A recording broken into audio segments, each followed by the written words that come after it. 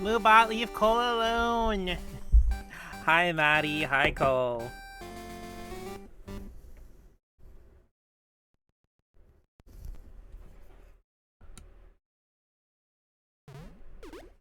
How are you guys doing on this lovely Tuesday evening?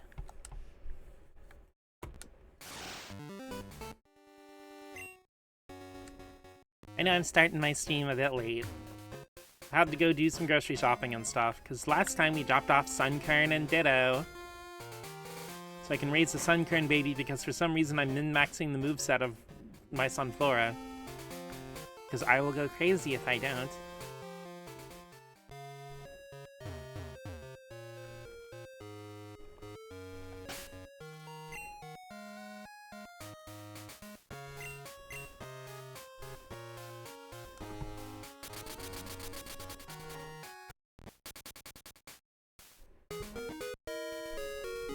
Cole, what did you even post?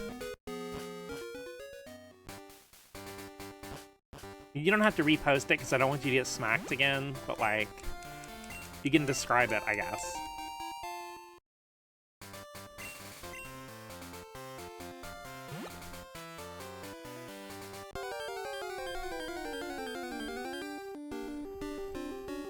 Just howdy 8 times. Damn, you over-howdied. I think Maddie can get away with it because they're a mod.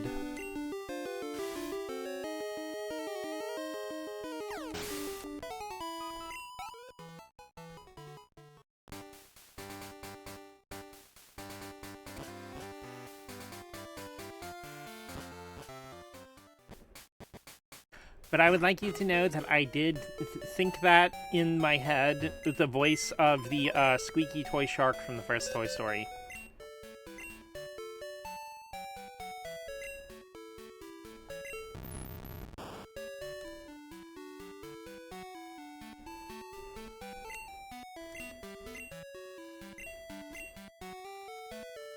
That said, you ever have, like, any childhood games that, like, even though you enjoyed them at the time, you really don't ever think you want to really meaningfully go back to? Because I had the Toy Story game for Sega Genesis. Well, I still have it. And, like, that game was difficult in ways that were not particularly fun, but it sure was technically impressive.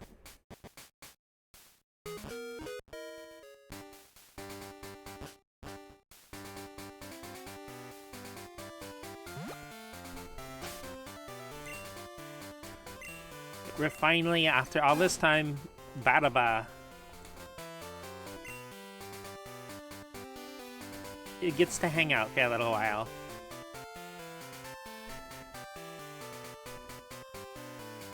Because, you know, I don't ever think I talk about it that much on stream, but before I became obsessed with RPGs after playing Super Mario RPG and Final Fantasy VI, I was like, ride or die for platformers.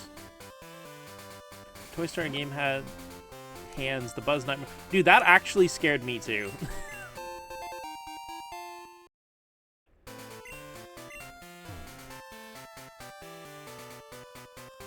I mean, I didn't think about it as a kid, obviously, but looking back, man, like, your character sprite is so tall and so lanky that everything hits you and you don't have time to avoid it.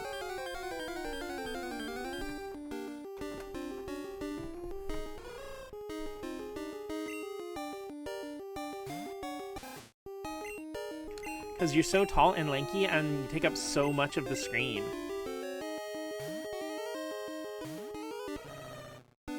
Seven out of 10, too much Woody.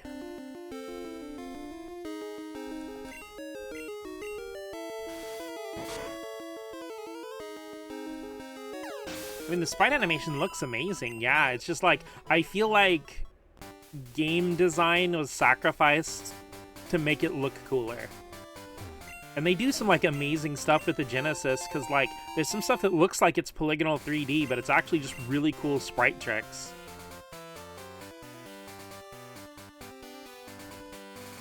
As I mean, Traveler's Tales on the Genesis did some really amazing things with the console.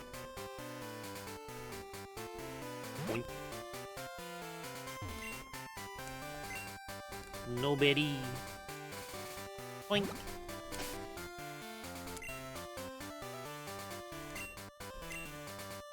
Let's go ahead and let Badaba hold a berry. But now, like, I grew up with a ton of platformers and stuff. That was, like, my favorite thing. Of course, like, my favorites are Mega Man and Sonic and Mario. But I also had, like, Arrow the Acrobat, Plock. I had the first two Bubsy games, the first two Earthworm Gyms.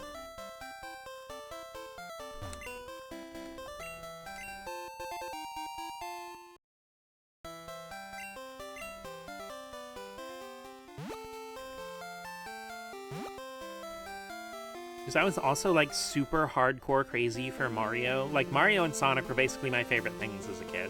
And I still love them both to death. Because, like, Mario's the one who got me into RPGs in the first place. They really did. Traveler's Tales made some good games. I enjoyed Muppets Racing. I mean, the game I most know them for is probably Sonic 3D Blast. Because, well, I played it on the Genesis because I didn't have a Saturn as a kid. I really wanted a Saturn because, like, oh, I want to get Sonic Extreme and stuff, and, you know, the new Mega Man's coming out for Saturn, and Mom was like, you know, the Sony PlayStation, the new PlayStation that came out, that's, Mega Man games are also going to come out for that one, and it has that Crash Bandicoot game you played at your friend's house, you really like that, and I'm like, yeah, that's true. And then Final Fantasy VII came out, and then, like, it was sealed. I was getting a PlayStation. Though I think, like I've said before, my mom did keep up with game magazines and stuff, so I think she kind of knew, like, where things were going.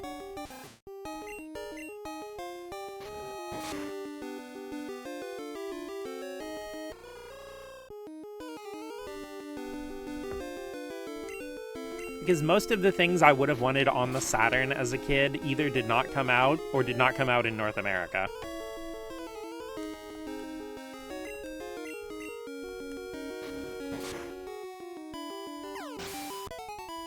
And then the PlayStation 1 went on to become my favorite console, so...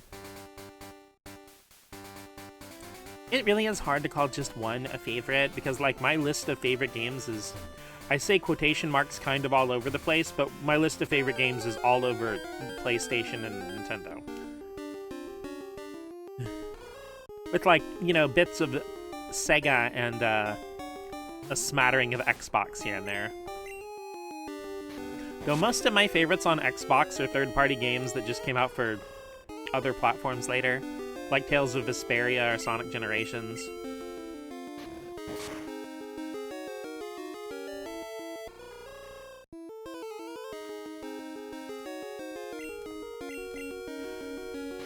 What makes me sad, I actually didn't beat Tales of Vesperia for the first time until I got the Nintendo Switch remastered version.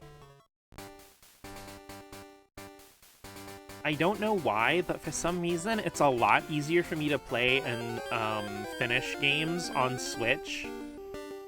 Which you would think, oh, yeah, duh, that's because it's a handheld. You can just keep playing it anywhere in the house or take it with you. It's like, no, I almost never take it anywhere with me. That's the weird part, is 99% of the time, I have it in docked mode with the Pro Controller, so I'm not, like, playing it like it's a Switch. I just play it like it's any other console. But for whatever reason, it's just easier for me to focus on games and play them on the Switch. I have no idea why. Lost Odyssey is so good. Blue Dragon's really good. Because I actually do have an Xbox One, and since I can hook up that, well, I mean, I have a 360. My 360 still works. It's right here. Literally right in front of me. So yeah, now that I have the capture card, I could probably play some of those 360 RPGs. Dude, Eternal Sonata. I know that came out for PS3 later, but it's still really good. Sometime in the future, I do want to go back and finish the 360 version of Tales of Vesperia, though.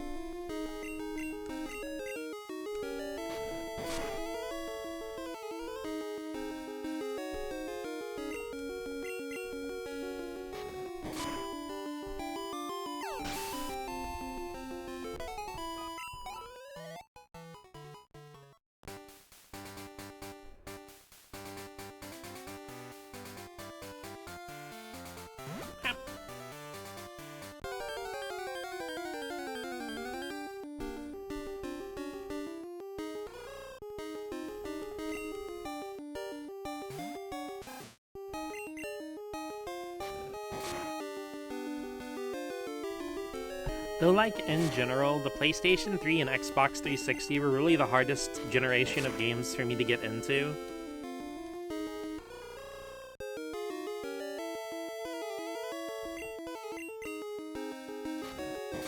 Mostly because, like, I wasn't really into online games. I'm really not super attached to anything from, like, Activision and EA and most of those companies. So there were just long stretches of time where I didn't have anything to play on either of those consoles.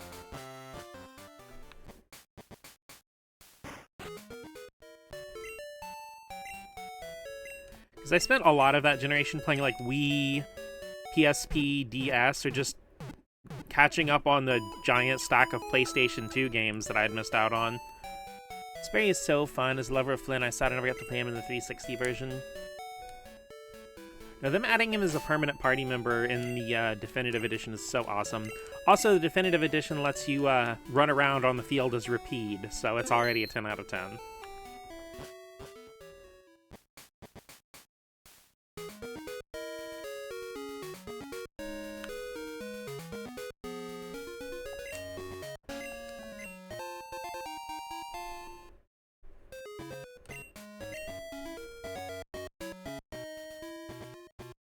It's so funny, though, because, like, there was this sign that was, like, it was a sign in a park, and it had a big no cross through... I guess they were just trying to combine 3 emblems to make it easier to read, but it looked like the emblem was of a dog on a skateboard smoking. And, you know, it's like, damn, they said no to the coolest fucking dog of all time. And everybody was replying in the comments with pictures of Rapide.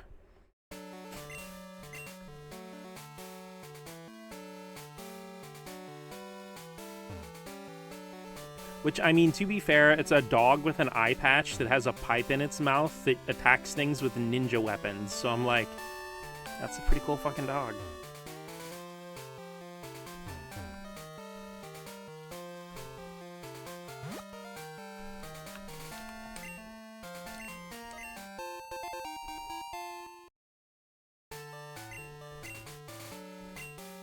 That's also an interesting thing with Rapide because, like, obviously Yuri having a cool dog as part of the story is fun and cool, and Rapide's got an awesome design. But due to certain things that happen in the story, it also makes sure that even when Yuri would technically be isolated story-wise, you know, Rapide's always there to have his back. So you always kind of have another party member. But I always think it's really fun when game design and story can kind of, like, inform each other in this universal feedback loop.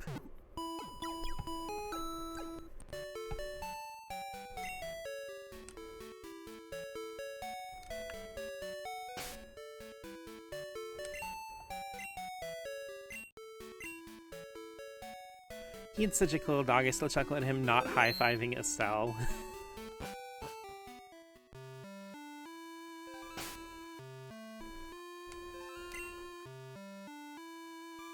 Oh my gosh, like, poor Estelle, she tries so hard.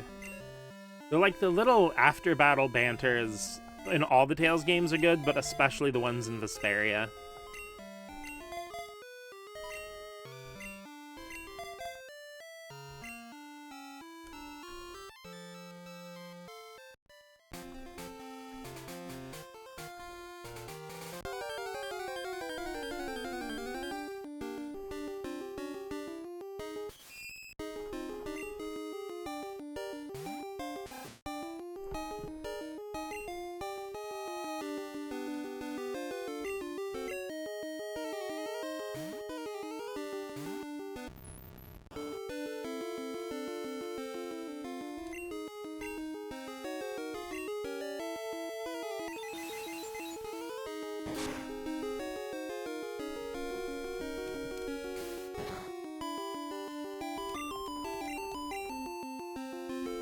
Aside from the fact that I want to get Mellow Cream to at least level 40 for Entei hunting later, it's also really handy to have a Pokemon that can't be poisoned by the 100% Poison Sting chance.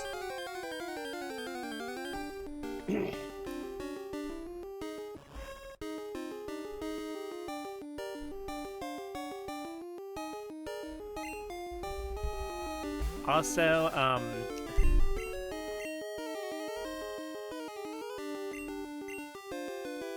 they had these special little, like, churros or whatever, little pate things for kitty cats on sale for 50 cents at Walmart. So I bought a bunch of them. Oh, hello, Ariadis.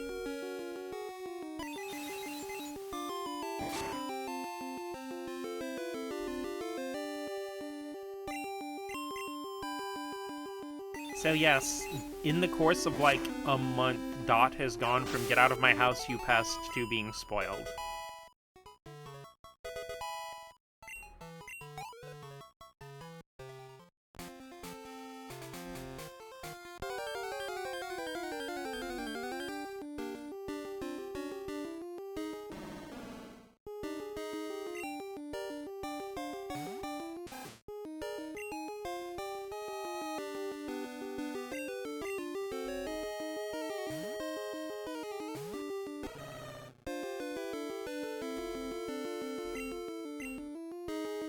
No, but thankfully today, and for the rest of the foreseeable weather thingy on my weather app, the weather near me has, like, whatever, like, cold winter storm front is ending, the snow's melting, so I actually had a chance to be able to go to the grocery store. That's why my Steam is late.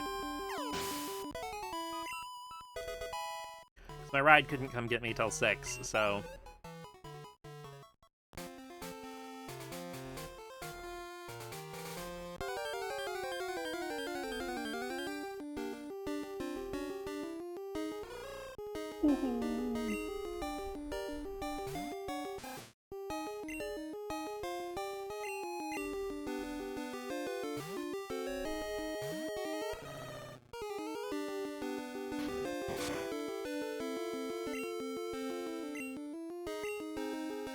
Three swipes.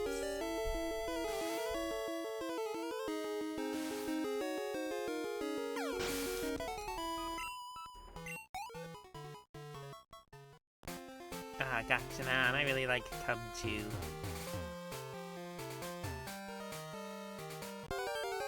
I like Cubchoo a lot, too. I'd love to use them in a playthrough. I actually really love Cryagonal. I've always wanted to, like...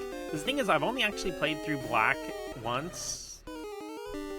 Just because, like, I cannot bring myself to ever delete my save files.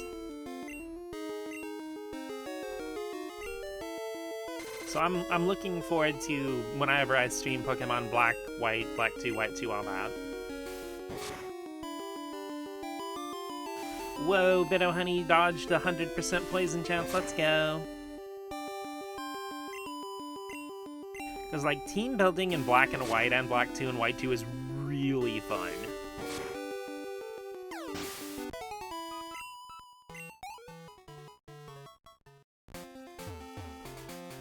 And if any of Cubchoo doesn't like somebody, they rub their snot on them.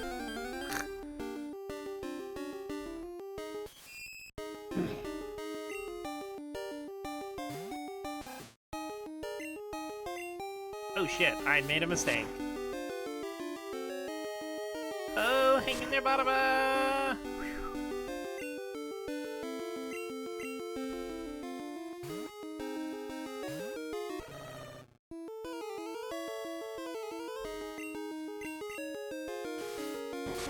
Scarch.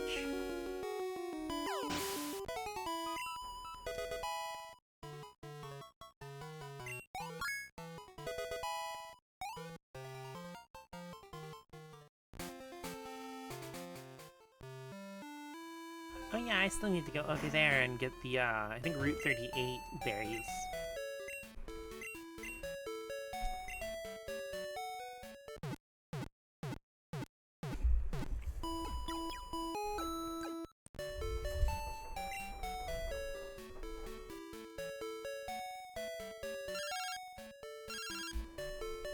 Hi, Ralph. Hiya, it's Uncle Ralph. What do you say to a battle with me? Good, you're gonna do it. For a kid, you're quite agreeable. Route 32's the spot. Call your mom sometimes, too.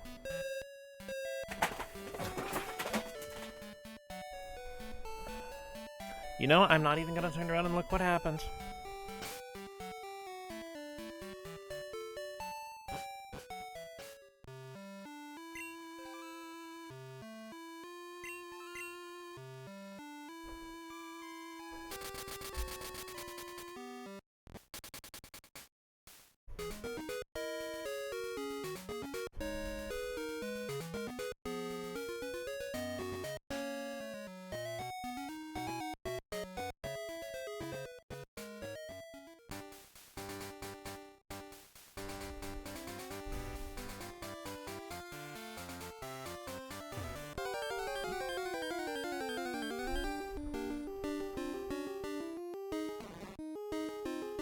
Kind of about to take on this Bellsprout.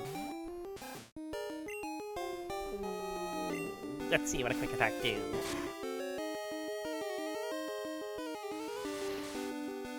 Rarf. You know, it's crazy that in Gen 1, growth is basically Calm Mind. Because special being one stat.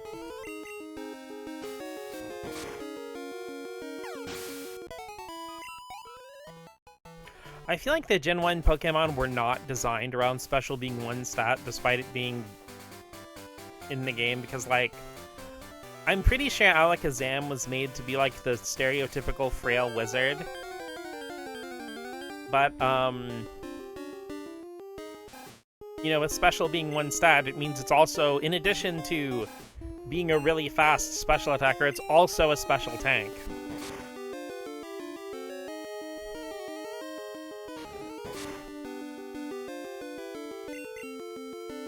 And it goes the other way too, like with Chansey, instead of it just being like a big HP tank with a bunch of special defense, Chansey's also just a fantastic special attacker.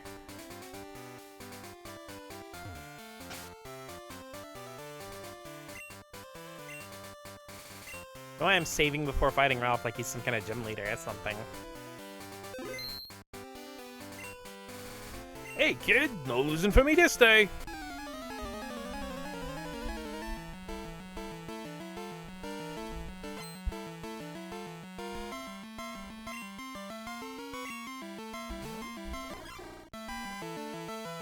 Quillfish.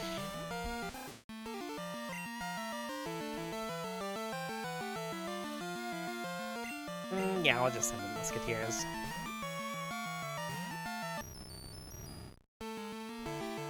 Musketeer sweep, let's go Magneton! I guess that was the thing I wanted to show you guys with Minimize. In Gen 1 and Gen 2, when a Pokemon uses Minimize, it turns into this tiny little sprite.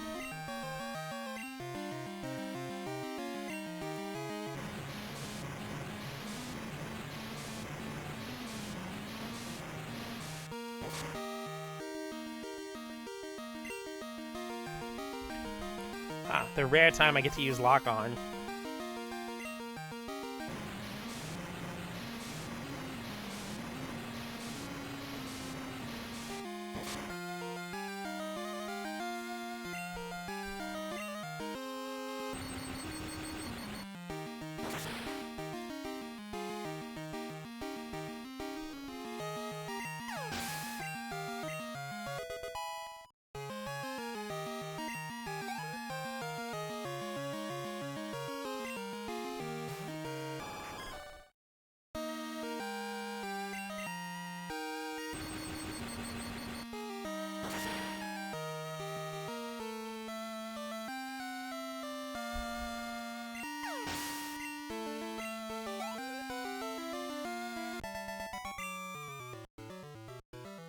I tried to rush things.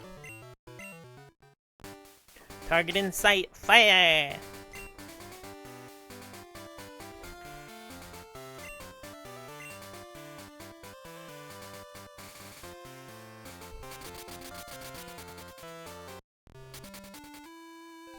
You ever get a new controller and you just want to like play a bunch of your games just to use the controller more?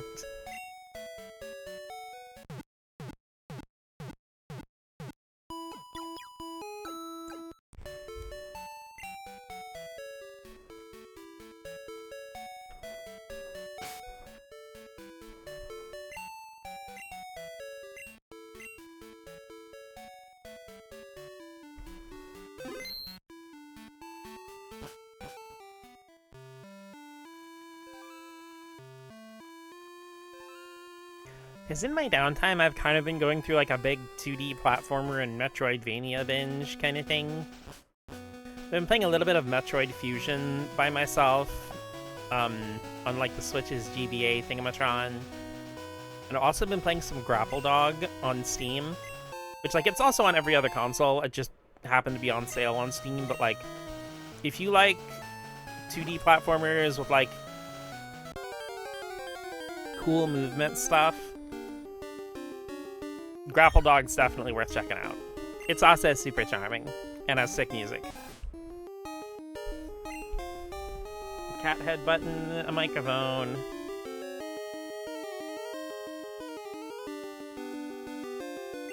Got a new PS4 controller, booted up Monster Hunter Rise, and I'm like, finally D-pad not stuck, let's go. I mean, honestly, I like the DualShock 4 significantly more than the DualSense. So I think that's probably a really fun thing with playing games on PC, is you can play a lot of games that came out for PS5 or Series X with a PS4 controller.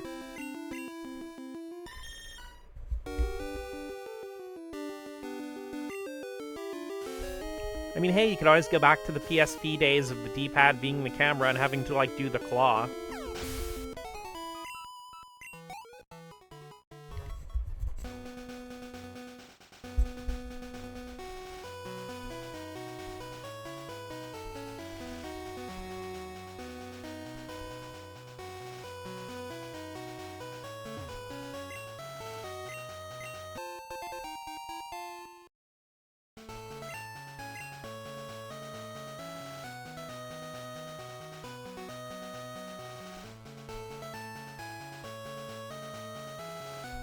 Or pressing L to reset the camera behind the back.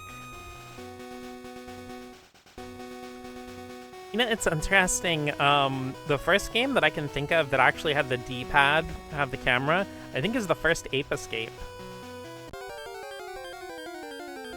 Because when I first played Ape Escape for the first time, I just assumed you just reset the camera behind you. Until one day I was just like goofing around, and I was wondering if you could walk with the D-pad, and the D-pad actually moved the camera, like a full camera control.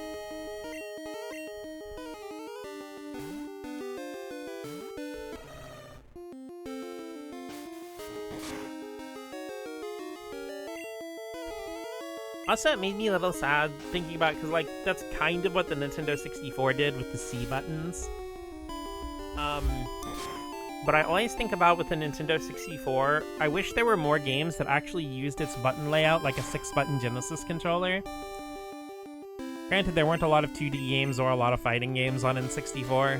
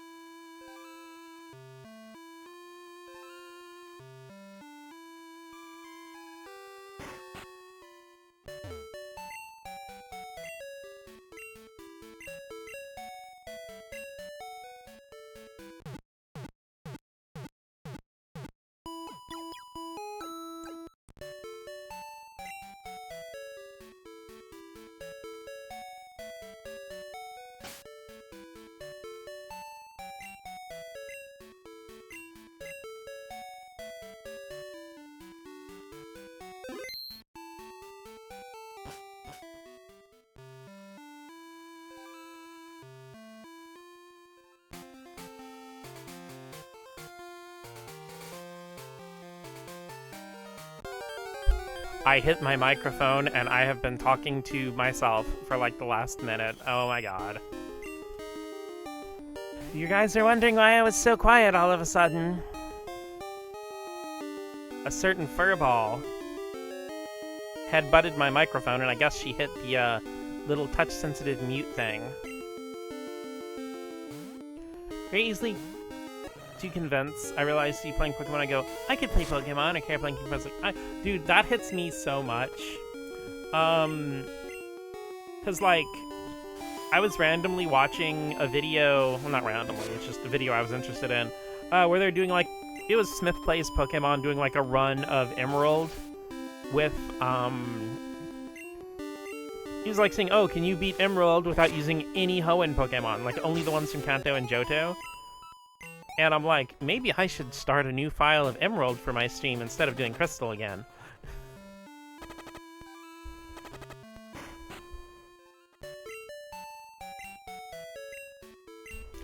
And I mean, like, I don't take that as being easily swayed or easily convinced. It's more like you see someone playing a game and you're like, damn, I remember how fucking cool and fun this game is to play. I want to play it right now.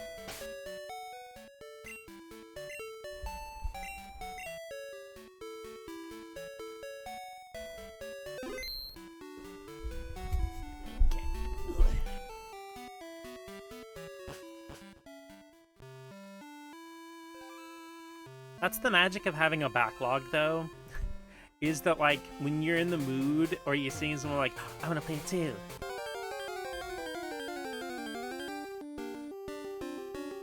You can just, like, go do that.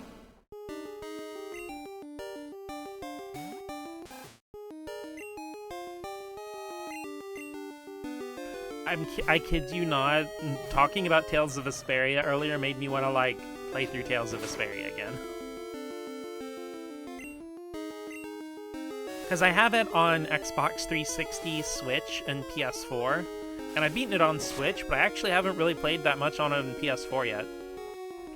And to mention, I'm playing Crystal Note 2. Hell yeah! Hey, 7th, how are you doing this evening? This Tuesday evening, see, I remembered.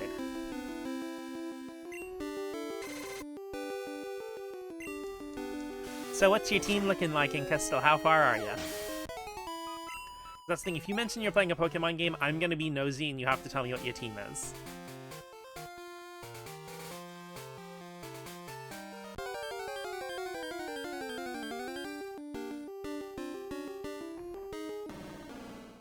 It's depending on the game. I want to go back to an area, that's why I booted up Rise, to go to the bench area.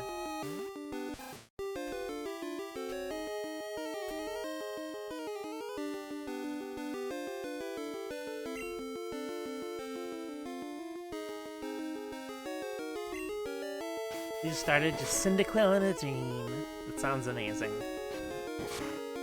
Honestly, oh shit, I need to get batted about out of there. No, I love all three of the, I love all three of the Johto starters so much. I mean, I had to rep Chikorita on this playthrough because she gets so much unnecessary slander, but I love Cyndaquil and Totodile also.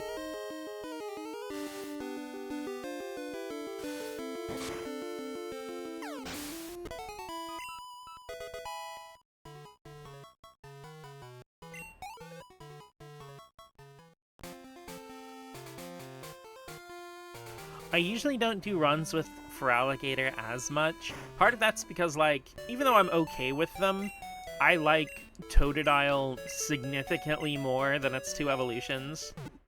Where with Chikorita and Cyndaquil, I kind of like all the evolutions about the same.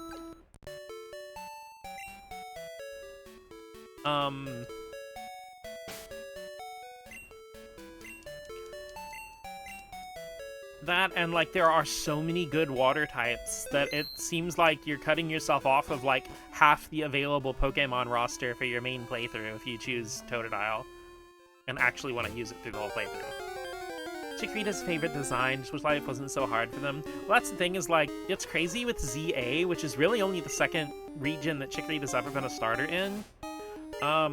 You start to realize like, oh wait, Chikorita can actually kick some ass. It's just like literally every single odd is against it in Johto. That, and as a kid, I feel like most people didn't know or care to use support Pokemon. You know, the era of, you know, your Charizard having Ember, Flamethrower, Fire Blast, and Fire Spin.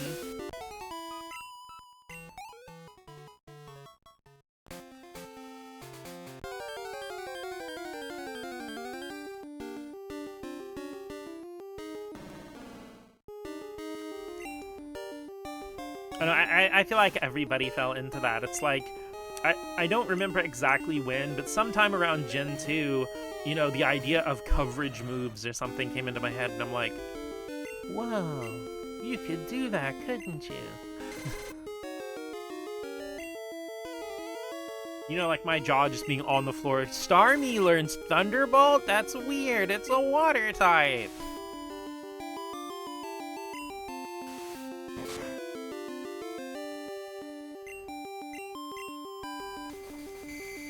God damn it. Great, now Honey's a cute, sleepy little bear.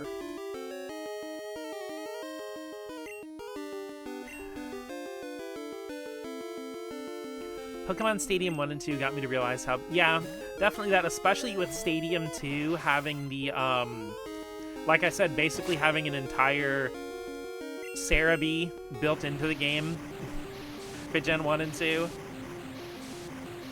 Because Gen 2 is especially when I got into, like, egg moves and, like, reading stats, because, like, the RPG instinct started to get to me where, like, you know, I don't want to ever use up anything, so I never want to use any TM I can't buy another copy of.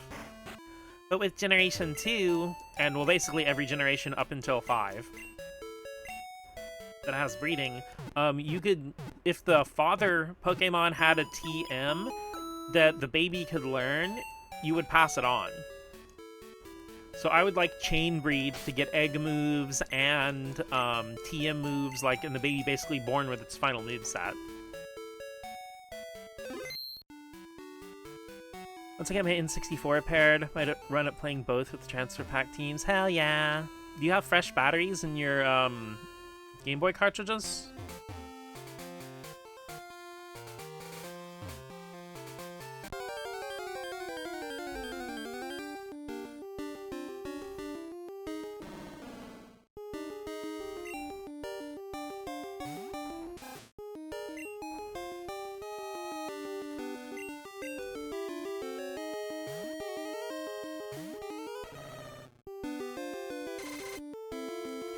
Yeah, have the means to back them up in case anything happens. Thinking about streaming everything. That'd be awesome.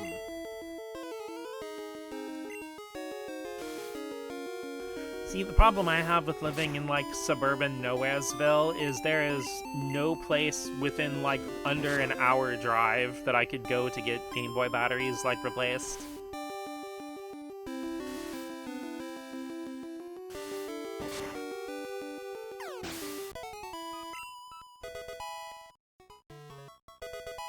I definitely do need to get myself a GB operator sometime, though. I mean, actually, thinking about it, if I got a GB operator, I wouldn't really need to emulate stuff anymore. I could just run the GB operator. Couldn't I just pull my stuff straight through GBA and stream it like that?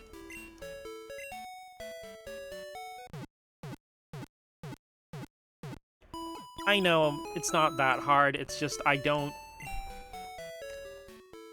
I'm afraid of using solder. And I would absolutely never forgive myself if I permanently damaged one of my games.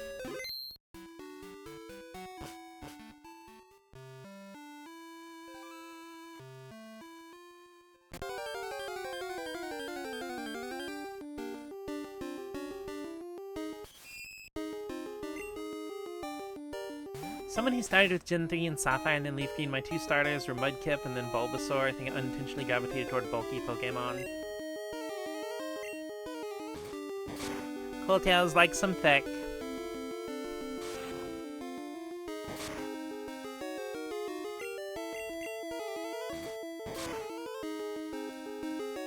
There, yeah.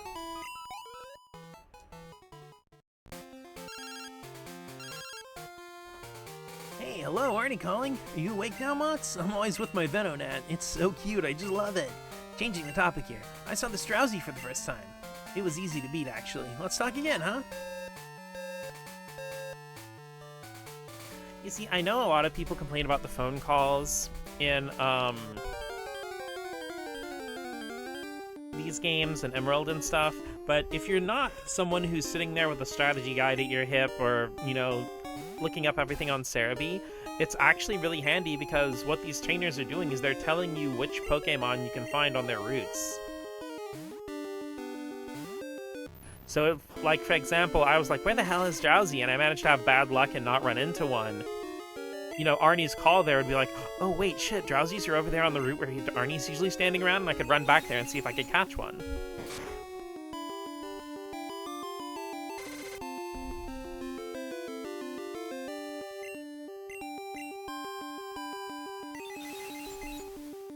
Jinty in general is really kind to bulky Pokemon, yeah.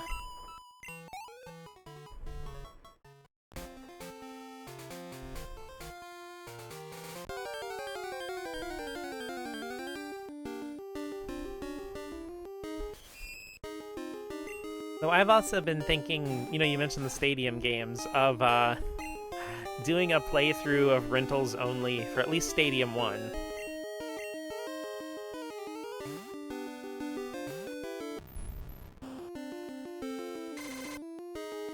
It's like, on the one hand, I'm glad that the Pokemon Stadium games are available on a modern platform,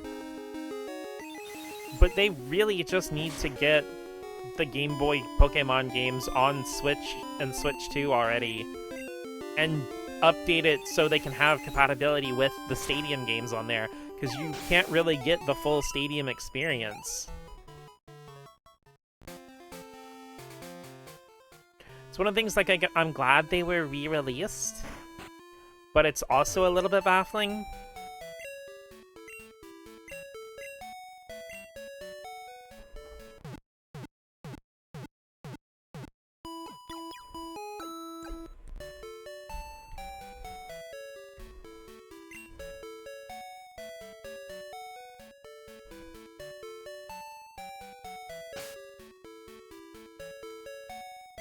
Absolutely have the means to do it if they wanted to. I will never understand why they hold back just making old Pokemon games available.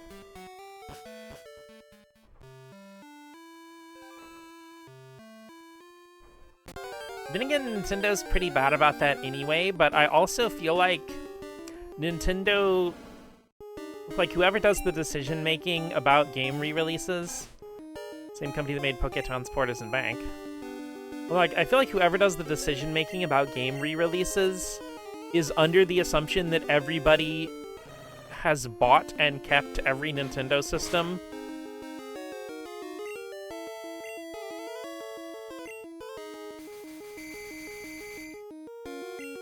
Because, like, I remember one of their Q&A things about, like, oh, you know, where can I find older games of this type and that type? And they're like, oh, yeah, you can go buy them.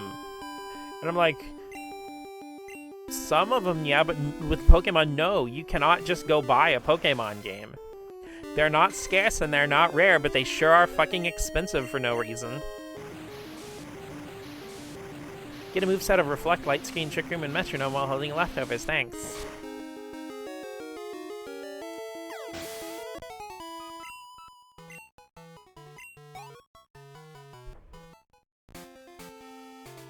I mean, that's the thing, like, I feel like Game Freak specifically wants to keep everything available, but it's not entirely in their ballpark what gets re-released and stuff.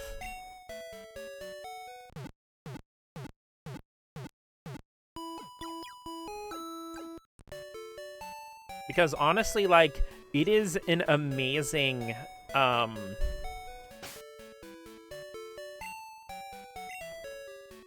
it's honestly pretty amazing that you could have a Pokemon from, like, Pokemon Ruby and Sapphire, which came out in Japan in 2002. And you could put it into, like, Scarlet and Violet or something. So, I mean, that's honestly, like, amazing to really think about. Because with, the Poké Transporter, with the 3DS re-releases of the Pokemon Game Boy games, they actually, you can transport stuff from those 3DS releases for the Game Boy games. So you could actually have Pokemon from any generation. But like I said, the fact that a Pokemon from, like, a 24-year-old Game Boy Advance cartridge could be in a current game is just awesome. Gen 6 onwards about the only affordable games. Yeah. Well, I mean, I'm mostly talking about, like, the Game Boy, GBA, DS. A Gengar from a friend I got in Gen 3 in home. They passed away years ago, so oh.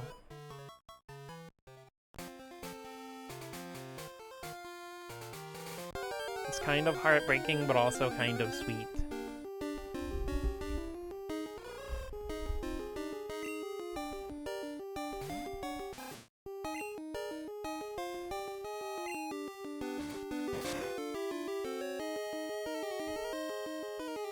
I don't know why I said that's kind of sweet. That's very sweet. I'm glad you have that.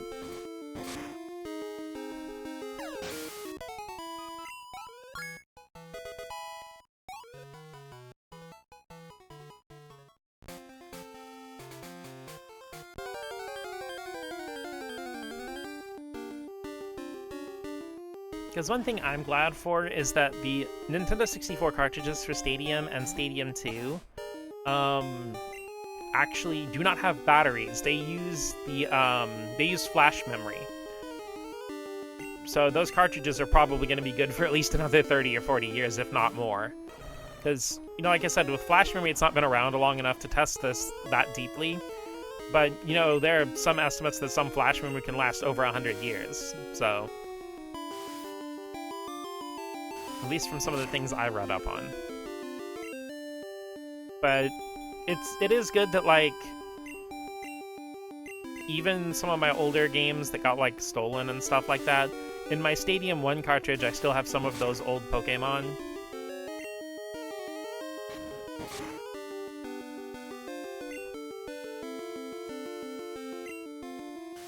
If I recall correctly, you have to save, like, 20 to 30,000 times for flash memory to start failing, unless it's a faulty board.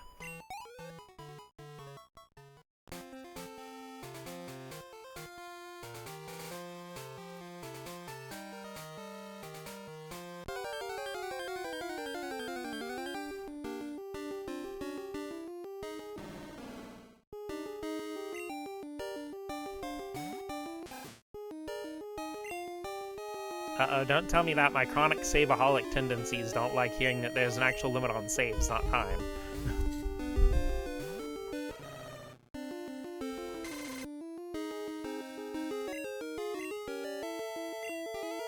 Then again, how much would you have to play and replay a game repeatedly to get to 30,000 saves?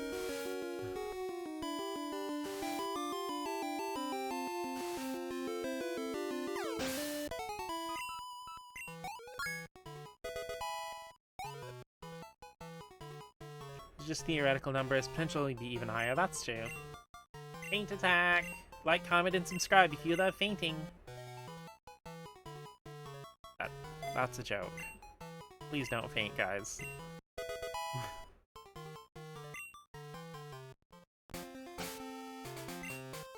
No, actual really funny thing with Faint Attack is that, it is very clearly, especially with the move description, supposed to be F-E INT.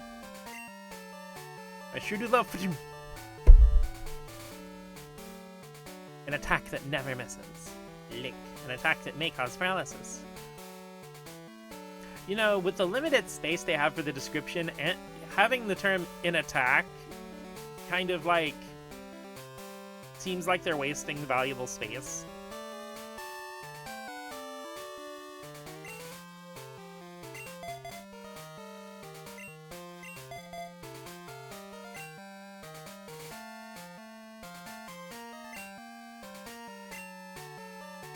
May put the foe to sleep and attack and cause paralysis. The user's level equals damage HP. That is really awkwardly worded. I haven't, like, looked at these move descriptions in a long time, especially because I have most of the moves from, like, Generation 1 through, like, 4 memorized.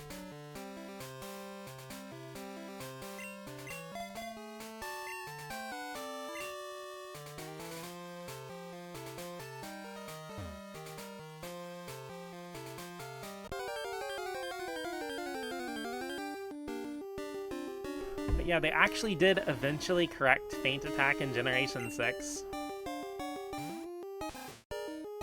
to be like the F-E-I spelling.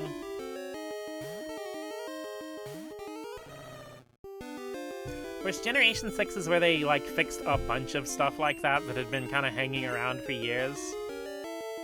Like, for example, they fixed the, like, Thunder Punch being one word.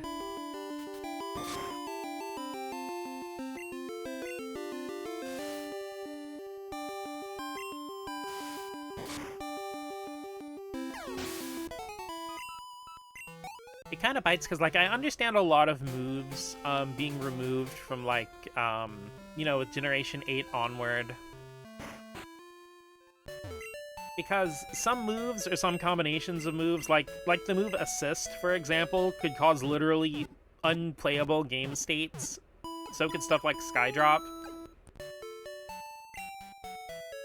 So not being beholden to include those for all of eternity is definitely understandable.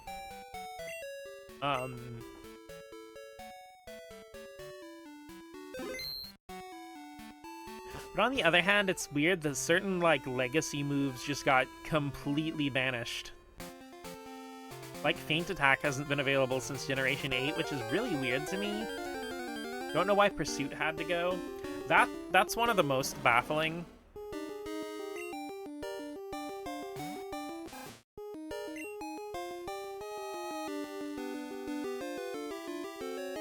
Because I feel like they should have done the opposite. I feel like moves like Pursuit could have been expanded on because nothing else really fills in its gameplay space.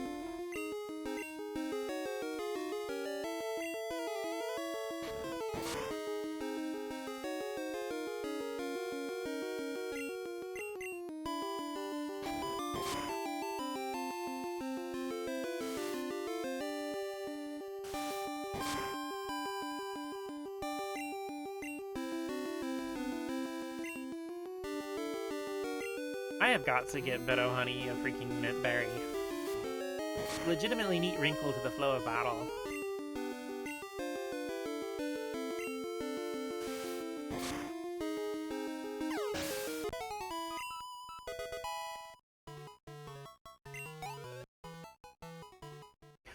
Though I do know that there have been, like, times when this kind of became a little, like, joke chant and stuff like that. When, I'm fighting, like, an enemy like Fearow or Rattata or something, and one of my Pokemon's really low and I'm trying to switch it out, I'll be like, don't use Pursuit. Don't use Pursuit.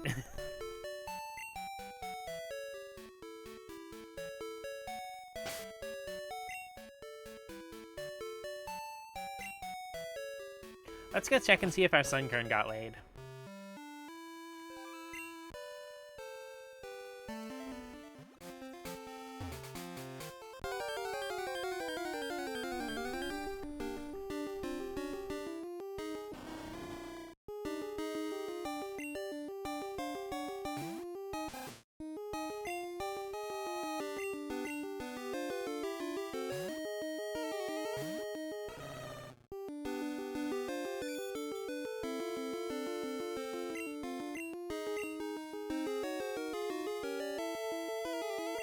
The weird thing to me about the removal of Feint Attack is that there were quite a few other never miss moves that are still in the game. Because I think there's a Steel type one that I can't think of the name of right now, but I'm pretty sure it's still in, like, Scarlet and Violet and ZA.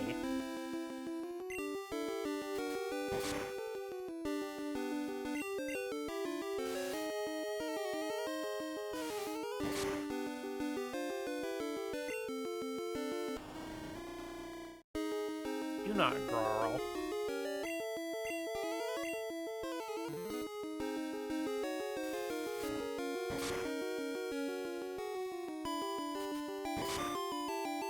There's 2 Steel moves that don't miss.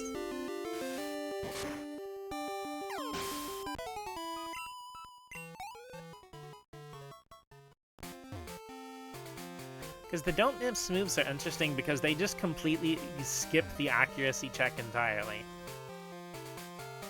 Did I get this already? Yes.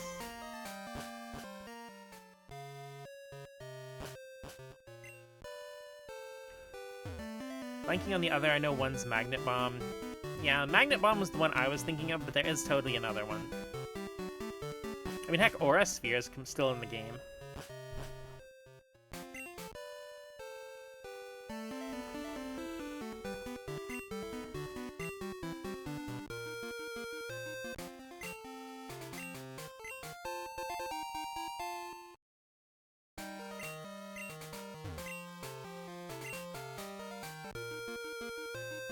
Smart Strike, that's it. Because I think Magnet Bomb's special and Smart Strike is physical, right? I wish there were more Steel-type special attacks, honestly. I feel like, in general, they always had a hard time coming up with Steel-type moves.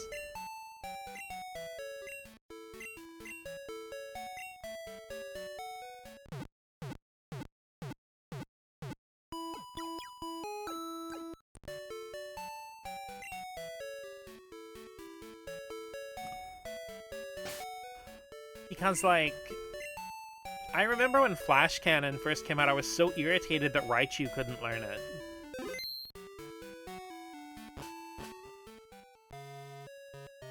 Though I think it can now. I'd have to go double check that, though. Alright, we got a Sun Baby. A lot of Steel attacks early on felt like metal versions of what could be. Yeah, like Steel Wing and Iron Tail and stuff like that.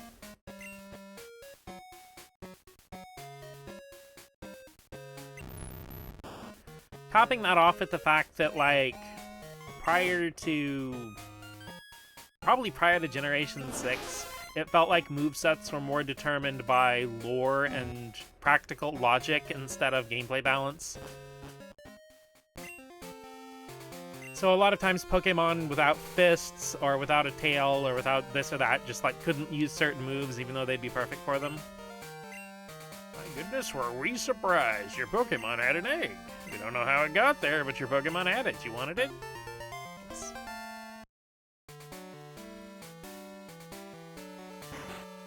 Also, a really cool, fun thing that's not just in this game, but in pretty much any of the other games with breeding.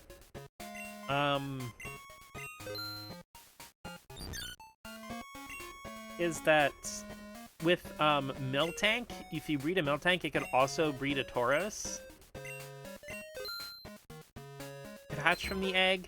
And with the Nidorans, it could hatch as a Nidoran male or Nidoran female. It also works that way with Volbeat and Elymis in Generation 3 onward.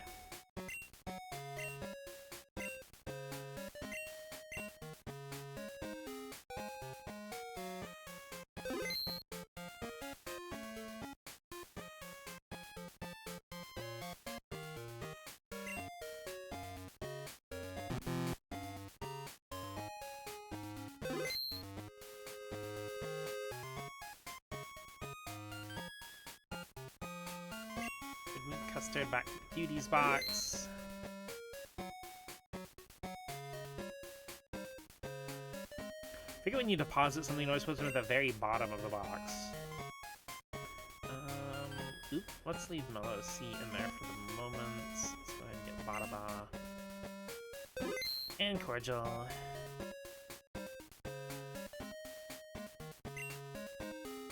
So, Seventh, do you have any plans for what team members you want to add to your team for this playthrough of Crystal? Or are you just gonna kind of go by vibes? You do have to remember, like, the great tragedy of Crystal is there's no Mareep.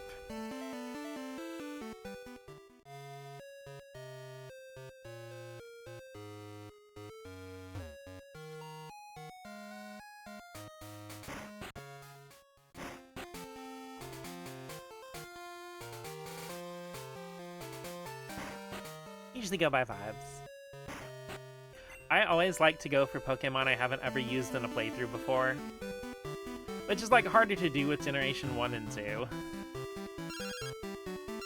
Just because they've been around longer and I've played them more. Hello, it's me, Alan. Hey, I picked up something nice. You can have it. Why don't you come to Route 36 and pick it up?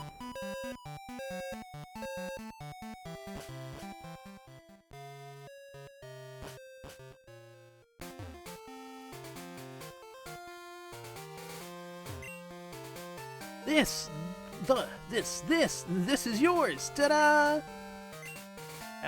God, if I can name it. Oops, you can't carry any more items, so I'll hold it until next time.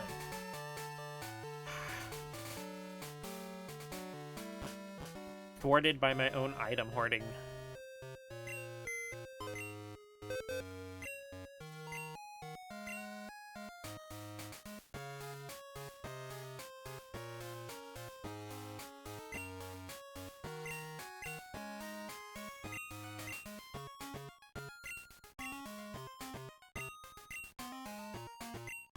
Though a cool thing with Crystal, and a very rare opportunity, is in Crystal you can actually get Sneasel in the Ice Cave.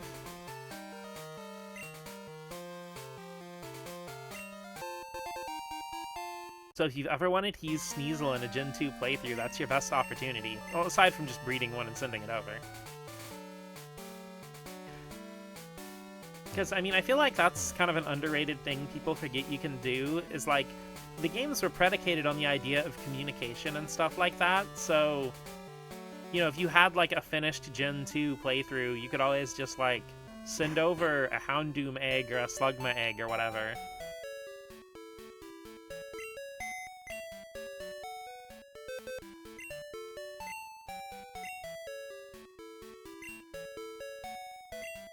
Because I know for some of my like later playthroughs of Generation 2, since I had like my finished gold version and I had almost completed the Pokedex and everything, I would just like breed teams to use in my playthroughs of Silver or Crystal or whatever.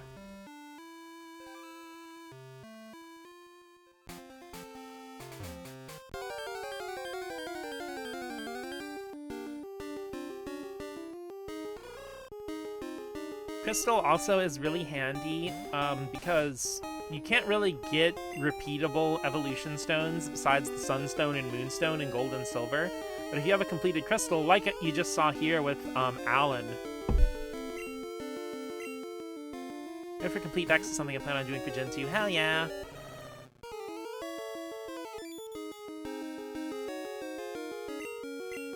I do have a secret thing. I don't know how soon I'm going to do it, but I do plan on playing through Gold and Silver on here as well. And, okay, well, eventually I'm probably going to just play through every mainline Pokemon game, at least up until the 3DS. And that's only because, like, I don't know if I can get a 3DS emulator running that well.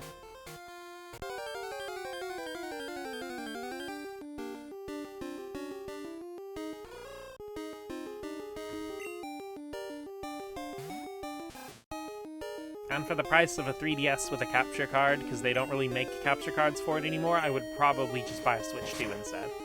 Because I'm crazy, getting a Game Boy printer and printing out every Dex entry for make.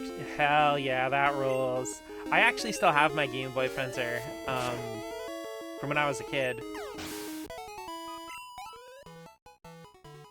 Well, I technically have two because I have a second one I found at a thrift store back in like the late 2000s when nobody gave a crap about old video games.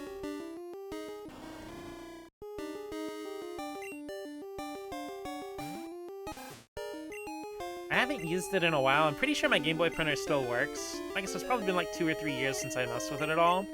But, I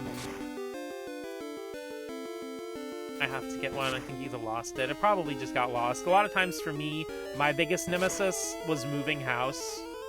So I just have random games that I just lost, and I have no idea where they went, even though I swore I packed them and everything. And, like, I've taken the house apart and redone all the furniture and stuff in the intervening years since moving, and it never surfaced. It sucks because, like, I lost a lot of my Game Boy games I grew up with as a kid. Namely, I lost, Wario Land 1. My original Super Mario Land. I've gotten them all back since, but it still sucks. Wario Land 1 in particular is so underrated. People, I feel like, don't give that game enough love. Because I feel like whenever Wario comes up in conversation, it's always Wario Land 4 for some reason. Which, like, I have nothing against Wario Land 4, but it's just, like, I really love the formula of the first two Wario... Or, oh, I say the first two, what I mean is Wario Land 1 and Virtual Boy Wario Land.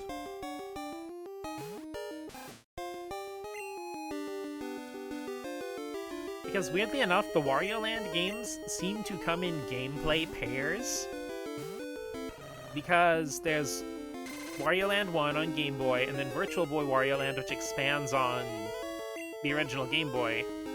And then you have Wario Land 2, and then Wario Land 3 expands on that. And then Wario Land 4 has like its own new gameplay style, and then you have Shake Dimension, or Wario Land Shake It, that expands on that. Sorry, weirdly enough, I tend to use the European name for Wario Land Shake It because I think Wario Land Shake Dimension is just a better name.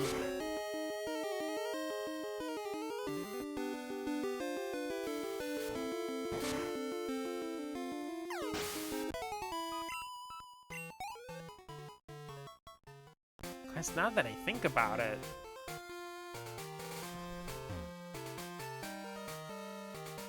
I can stream Shake Dimension now that I have my HDMI capture. I can stream all my Wii games through the Wii U.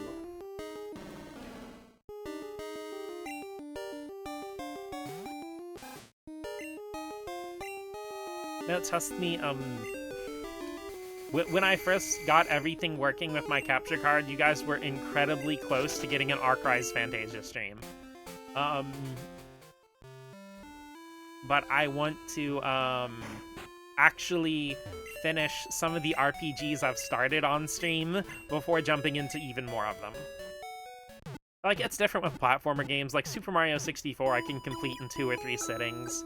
And, like, next time I stream Mega Man 3, which will hopefully be soon, I can probably beat it. But it's like, let's try to keep it to 1 or 2 60-hour games at a time. Hell yeah. Now, there is something, like, emulators are great and all, and I'm very glad that they exist. But there is something very special about going online and showing everybody this game you have on your actual disc or cartridge or whatever.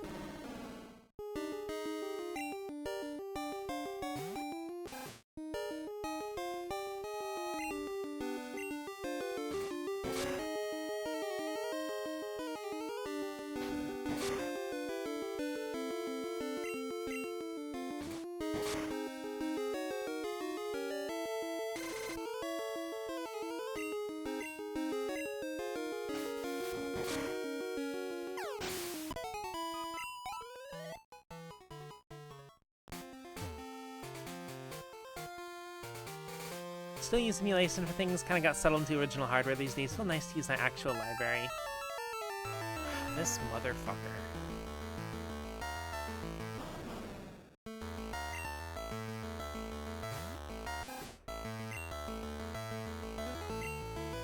Get henpecked, bitch.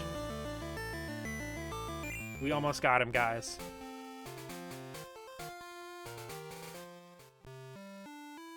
I swear, Entei shows up anytime except for when I'm looking for him.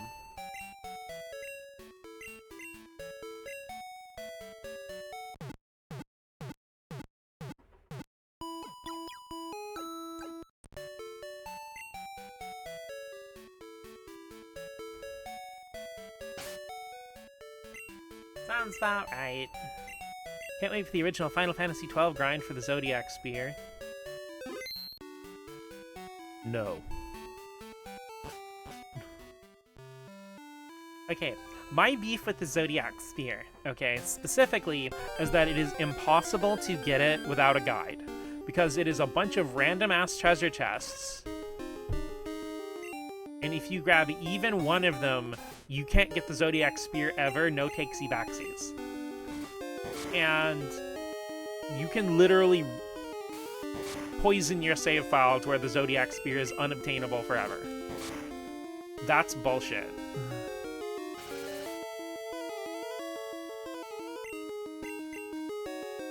Like, I love PS2 Final Fantasy XII, but you have to sit there with a guide at your hip if you want to get the Zodiac Spear. Because, like, you won't even get a warning prompt if you get one of the random treasure boxes that'll say, like, are you sure you want to open this?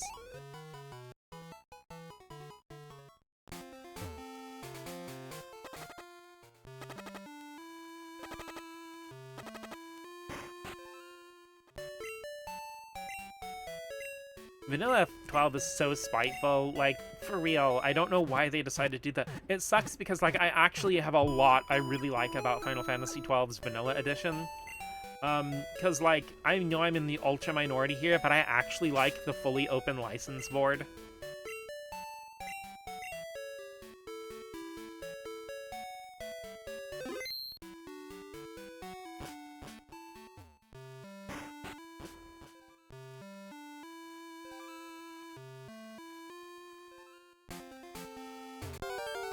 And also the crazy novelty of Final Fantasy XII itself just running on a PlayStation 2. Like,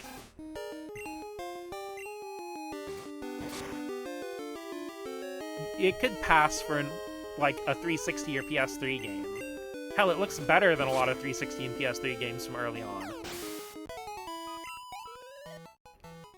And I mean, I think it's telling that they, you know, like with Final Fantasy X and X-2 or the Kingdom Hearts games, they released those in bundles of 2 or 3 games or whatever. But with Final Fantasy XII, with the Zodiac Age, they basically released a PlayStation 2 game at full price on PS4 and later Switch and Xbox, and nobody batted an eye because it's just that good.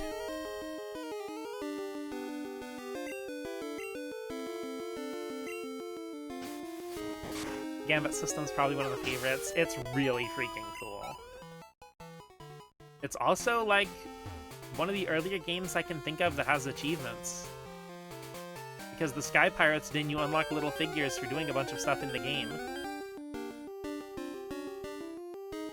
Not the biggest 12 fan, but I think it's an objectively great game.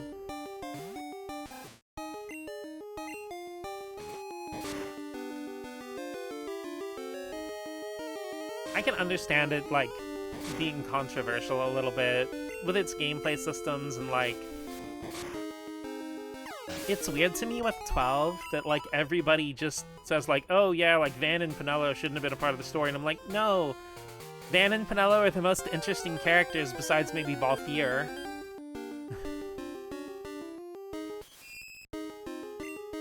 I'm sorry, but, like, maybe this is just me personally, but the petty musings of a bunch of royals who are arrogant and can't get over themselves is exponentially less interesting than a kid who lives on the street wanting to be a sky pirate. Suck at managing Gambits, can't really wrap my head around the combat. Did eventually beat it. I need to go through and actually finish it. Are we gonna have a problem, homie?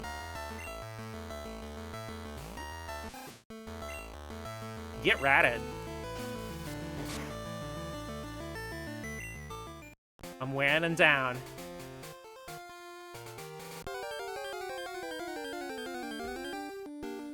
Yeah, the double Entei encounter. Like, freaking... What is this?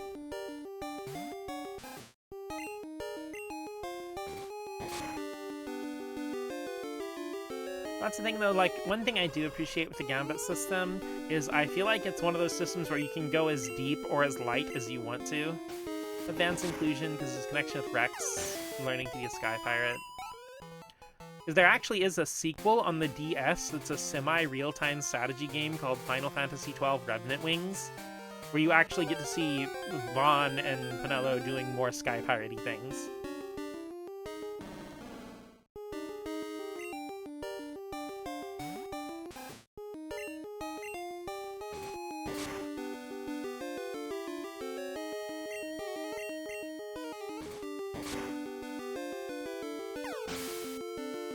Pick a number between 1 and 3. 3.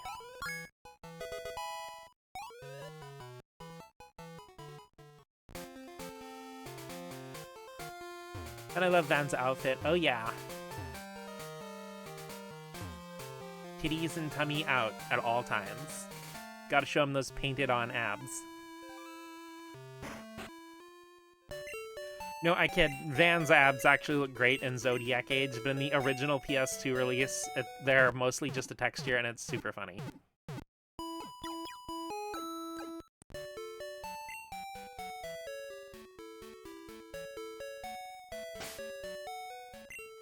Granted, it's much less noticeable on a CRT TV.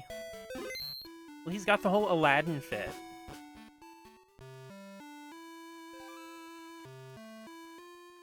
Dude, they should make a game where Final Fantasy characters and Aladdin are in the same game. That'd be crazy.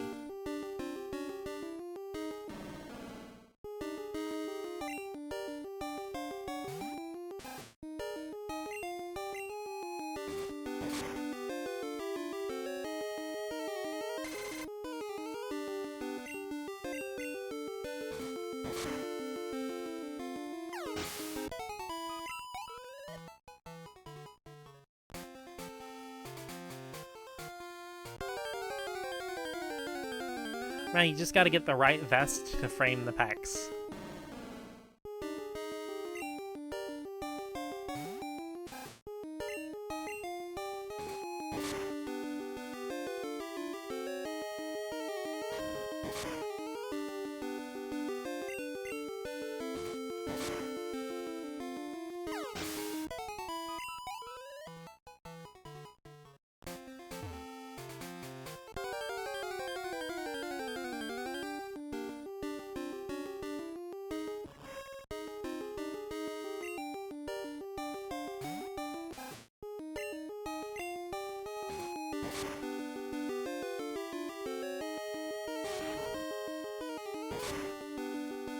I would say, like, Constrict is actually one of the moves that's, like, got removed from Generation 8 onward.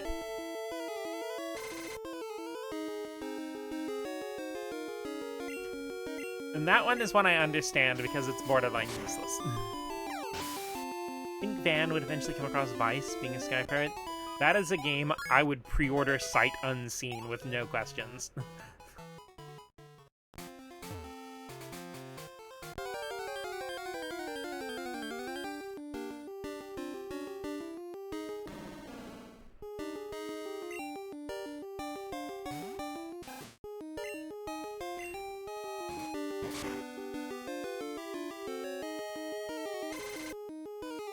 Inject Final Fantasy XII X Arcadia, the boundless skies, like, directly into my veins, please.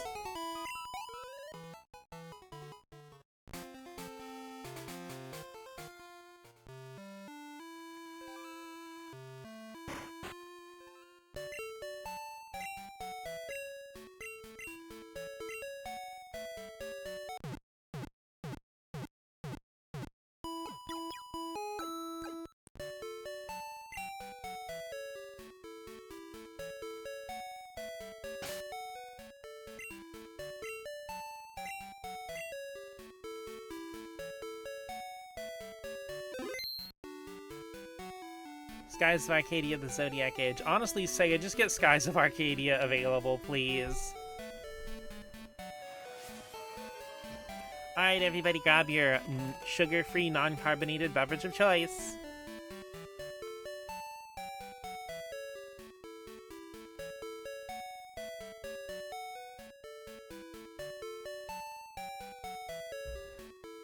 Take a nice long sippy of my water. You know what? I think I'm gonna go for Crobat this playthrough. Hell yeah, I fucking love Crobat, dude. Crobat Squad.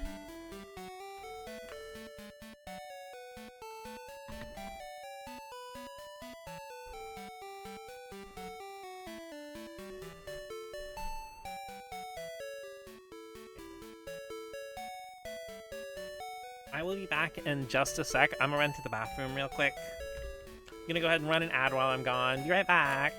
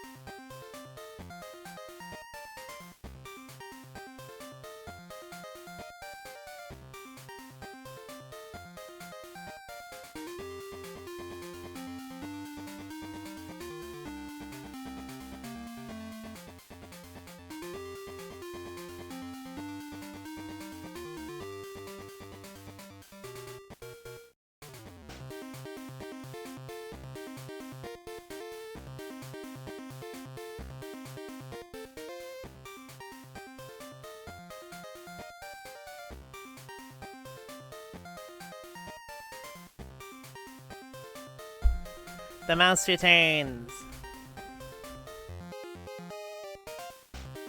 So here, let's check Buena's password for today.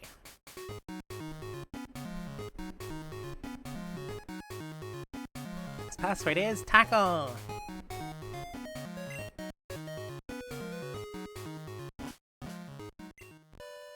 We're tackling! But yeah, 7th, looping back around to that, I love Crobat. I have used it in so many playthroughs. I have to, like, actively tell myself not to. It's a little bit funny because, like, I know there's the whole meme about, oh, you know, too many Zubats and people getting tired of Zubat, and, like, if I run across Zubat, I'm like, oh yeah, this is gonna be awesome. Apparently booted up ZA, nice! Okay, you have to tell me what your team is in ZA, Cole. I mean, are you just starting it, or are you just, like, playing some more?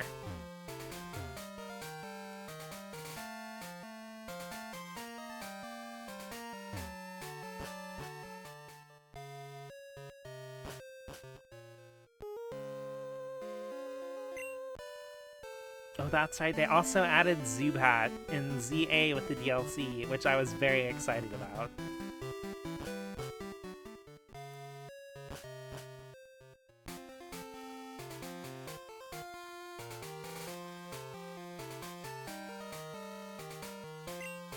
And I finished the story out of the cutscene.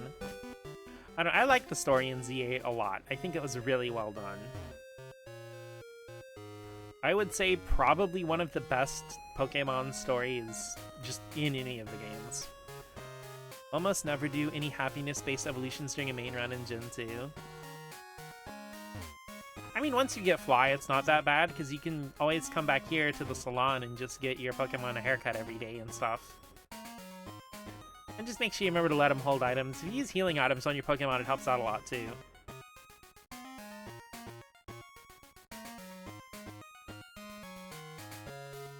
Because I love Crobat. I also have used Togetic a whole lot in my playthroughs. I love Togepi and Togetic.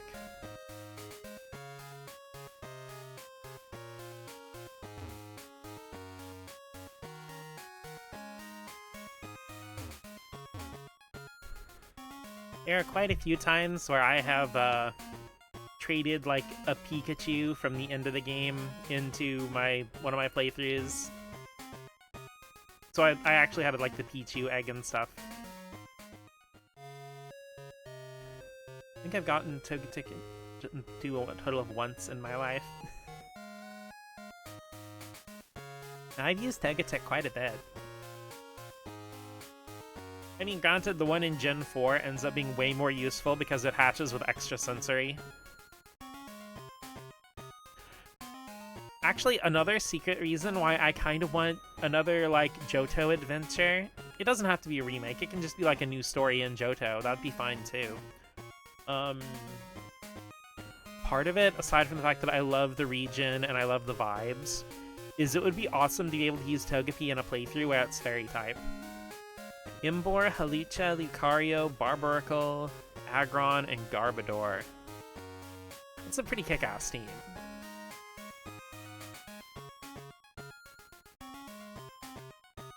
I mean, I'll completely leave out the fact that everybody except Halicha is weak to ground, but you probably already know. I was standing here and I forgot. Oh, Buena.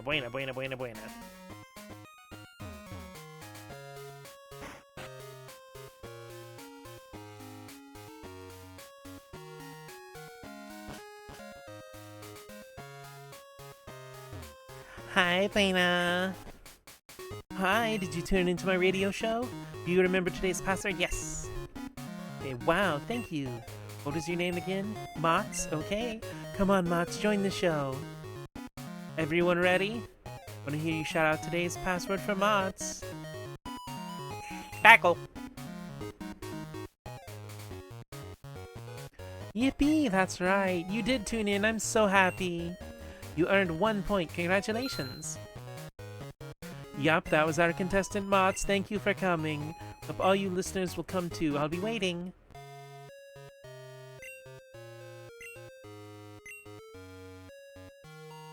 Alright, sweet. Let's get another nugget.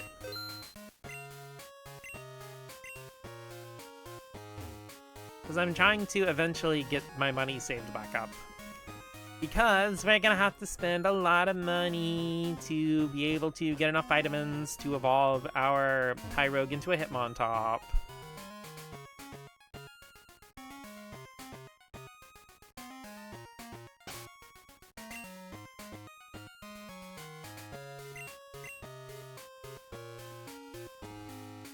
Barbicle and Garbodor are shinies. Hell yeah. I actually got a shiny, Barbicle in my game as well not too long ago. I was really excited. It's got a cool shiny. That and getting any of the shinies that have a Mega is always super hype.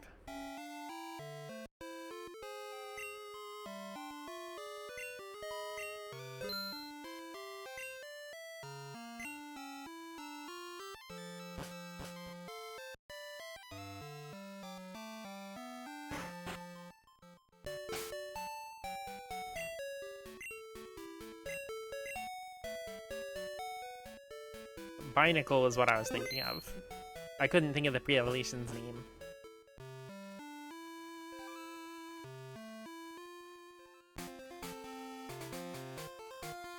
Yeah, I've had weirdly good shiny luck in ZA, which is bizarre because I almost never have shiny luck in any of my games.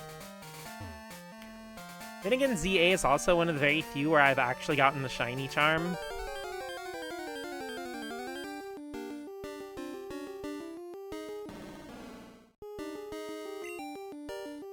Ended up getting a shiny Spinarak and Floette. Oh, cool. Wait, I think I know I got a shiny Floette. It was actually the first shiny I got, but I think mine was the white petal too. That's so cool.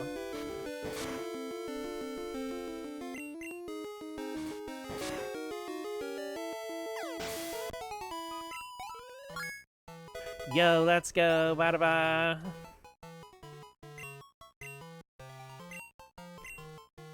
Do not desire focus energy.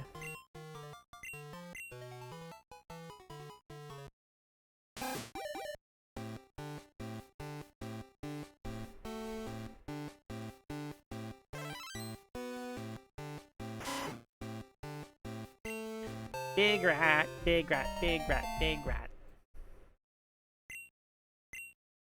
Scary face. No scary face.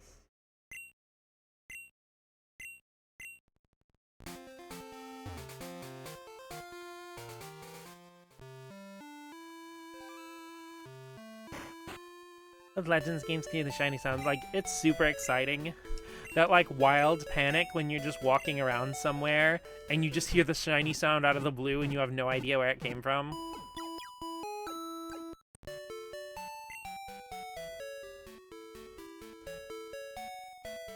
It's like a wild panic, but it's a fun kind of panic. You're like, where's the shiny? Oh yeah, that's right. My most recent one, I got a shiny Kangaskhan. Which is really freaking cool.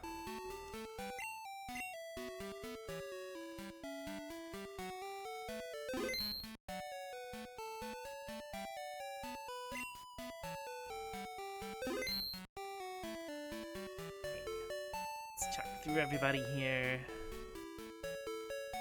Fox, Lifesaver, Volgi, Lindor, Gusher.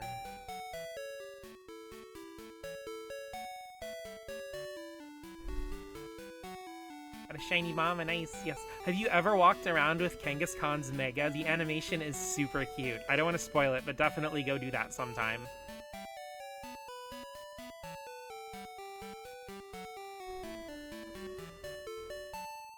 Being able to walk around with Megas is awesome, and it also makes me wonder how long they've been planning it, because a lot of these animations are unused in Ultra Sun and Ultra Moon's data. And a lot of these animations, a lot of them were upgraded, but some of them are pretty close to the same as they were in Ultra Sun and Ultra Moon.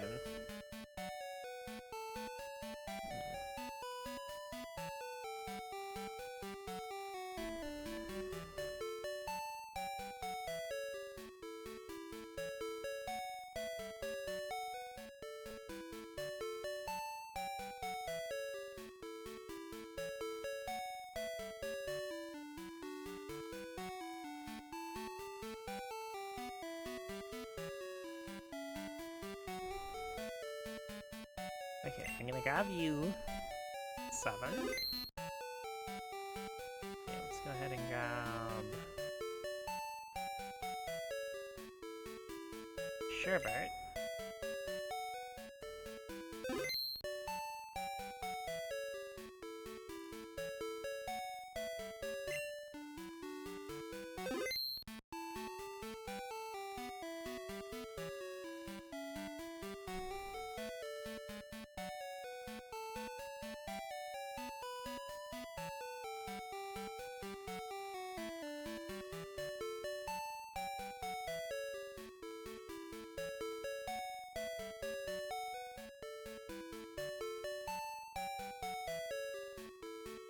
By running through here and seeing who else I need to train up.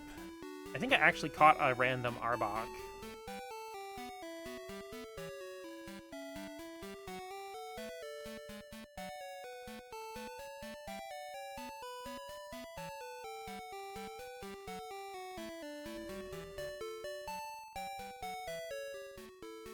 Pretty sure I evolved one Snubble already.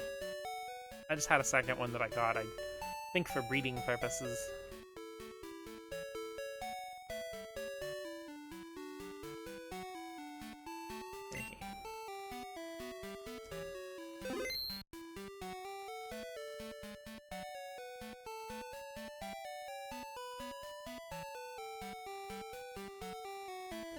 Move Skittle over.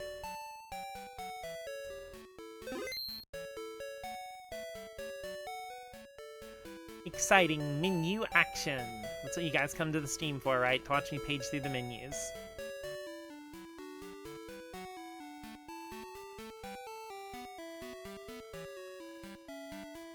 Oh wait,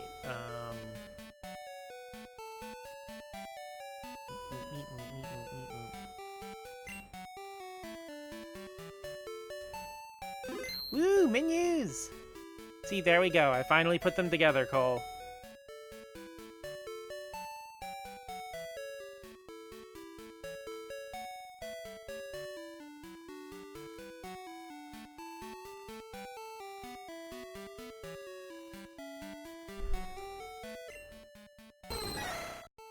Yeah, because I'm gonna have to buy Gogurt like a ton of iron.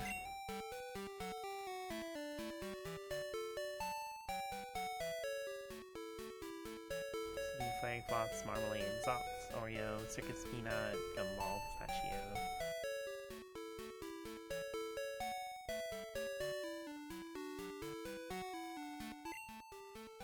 Finally, true love. Who can truly understand the love between a big rock snake and a funky fella with a pendulum?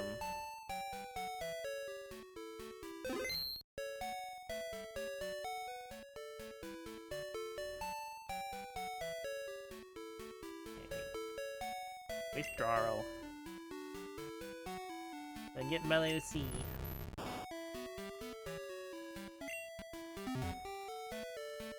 Oh yeah, intense menu navigation.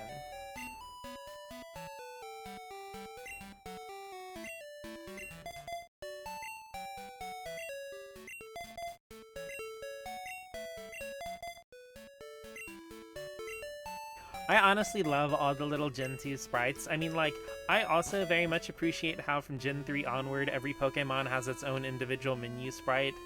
But there is something special about the quirky little funky fellas.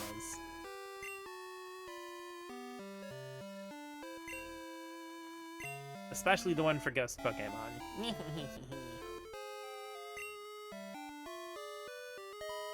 Though I do love that even in later games, the, like, kind of universal icon for the, kind of the standard Rhydon-esque icon here, you know, still appears on, like, statues and stuff.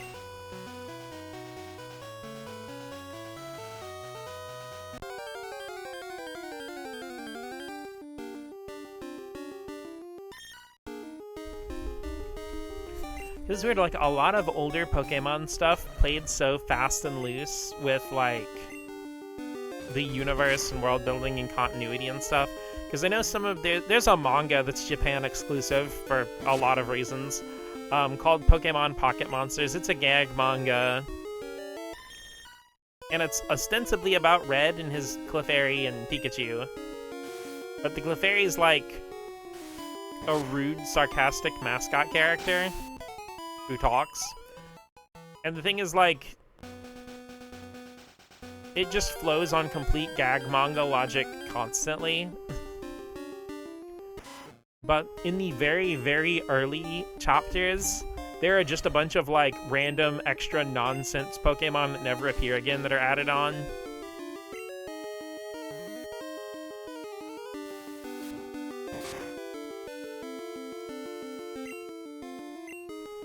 And it's just crazy to look back at, like, an era of the franchise where, like, what was and wasn't a Pokemon and the rules of the universe were just, like, very not really firmly established. It's really nice. I also think my favorite thing in ZA is Trubbish running up to your characters wanting to be caught. It's not exclusive to Trubbish, actually. And not all Trubbish will do that. It's actually dependent on the Pokemon's nature and personality values. Because I've had some Pidgeys run up to me wanting to be caught also. I've had a few other Pokemon do it too. I think it's more notable with Trubbish just because they're so common in the city. But it's actually more determined by nature and personality values and a few other factors, I believe. Yeah, very fast and loose. Because, like, one of my, like, most influential things on my art was a Pokemon manga that I think was localized as Electric Tale of Pikachu, and its, like, sequel series is, like, Electric Pikachu Boogaloo and that kind of thing. It was kind of sort of a combination of a retelling of the anime and Gen 1 and some other stuff, but, like, Ash was more like 15 or 16, and he was also girl crazy.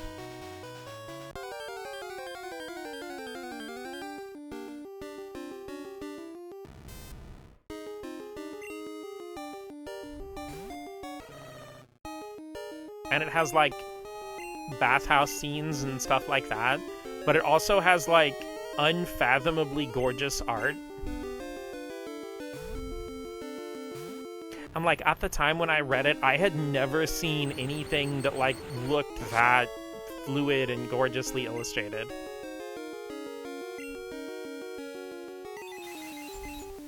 Shiny Trubbish wanted to be caught. Yeah, it was after it wanted to be with you. Like, I absolutely recommend checking out Electric Tale of Pikachu. Just don't go in expecting, like, the standard Pokemon experience.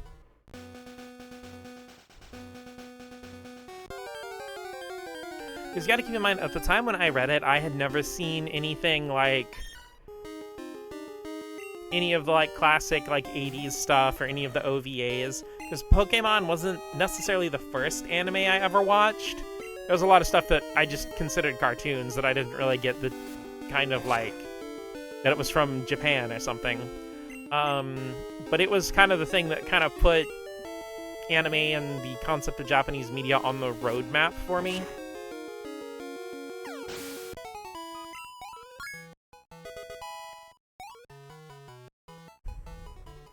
Though I will say, one other thing that has always been an inspiration to me is Mega Man art.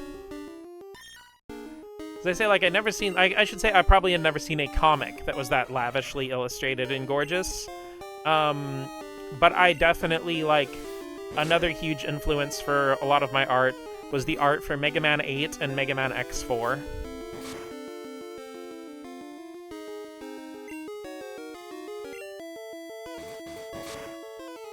Also, this is completely random, and I feel like 7th at least, and probably Cole will know the image I'm talking about, but the image of Mega Man X in full armor on the cover of Mega Man X3 is, in my opinion, one of the best singular character illustrations ever made. Like, the full illustration of that, it's just like, the proportions, the line work, everything's so clean and so smooth and so vibrant. It's one of those illustrations that even though it's a still image, you can feel like it's about to come to life. Yeah, ZX, like the Zero and ZX games also have fantastic art.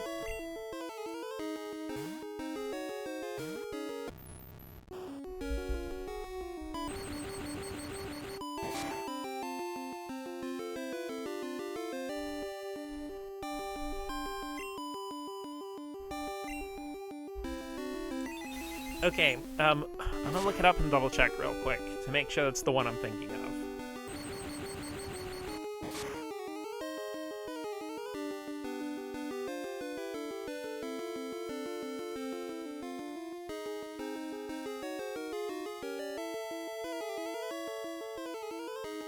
Okay, look up the North American Mega Man X3 box art.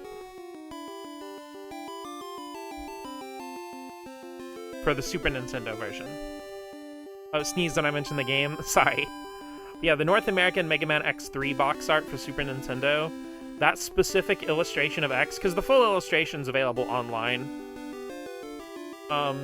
They only show him from, like, the knees up. But in general, that illustration is just a fantastic... Like I said, just one of the best character illustrations for anything I've seen.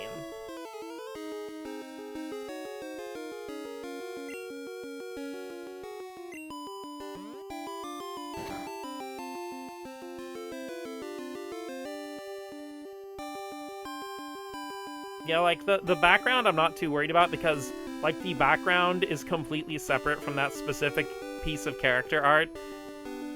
It looks like they took a piece of the production art and just slapped it over, like, the background that has, like, Zero and, Neon Tiger and stuff in Toxic Seahorse's stage.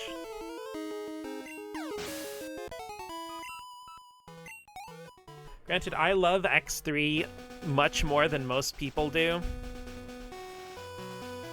See, with how coloring and how soft and clean the armor is, right? It is so good. But no, like, I love X3 far more than most people probably do. Even though I personally do have beef with, how Zero is handled. Like, I'm cool with Zero being, like, a special panic button you can hit and, you know, use once per stage. That part's fine, but the fact that if Zero dies once, you're locked out of him forever. Like, that always irritated me. Because that just makes me never want to use him.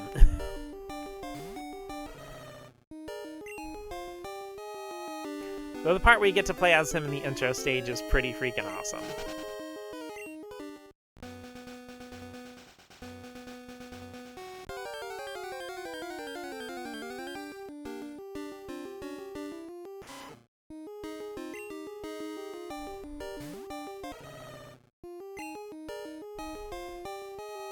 It's a good crutch early on. Guess they wanted to add some risk to that.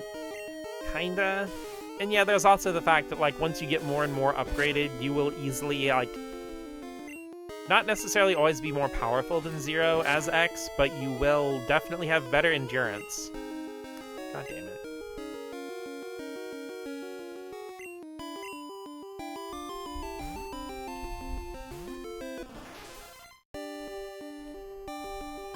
I mean, like, I feel like they could have done it where, like, oh, maybe, like, if you let Zero's HP drop to nothing, then, like, maybe the next stage you play you'd have to do without him. But, you know, like, one mistake locking you out of him from the whole game just seems a little bit harsh.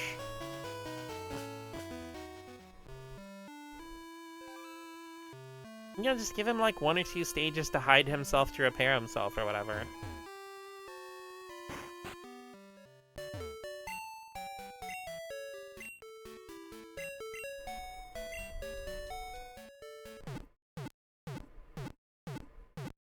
I mean, there's this whole thing of, like, having to fight some weird dragonfly robot as Zero.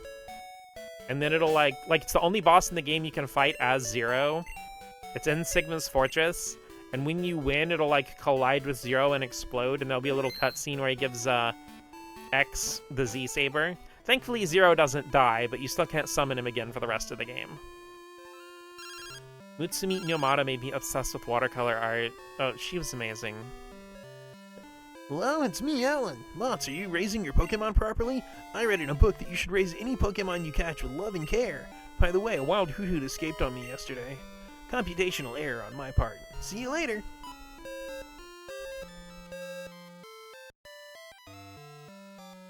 No, Mutsumi Inomata is just absolutely amazing. It still fucks me up that she died in her 60s.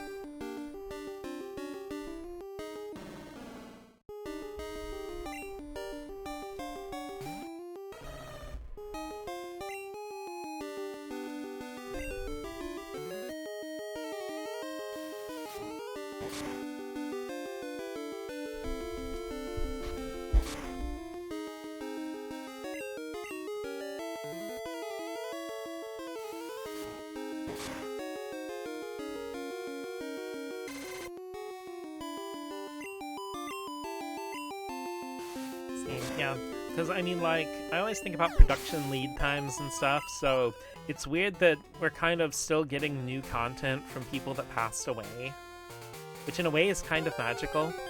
Forgot that she passed till just now, yeah, because she passed around the same time as Toriyama, and she wasn't that much younger than him. Toriyama also died in his 60s, which is absolutely insane.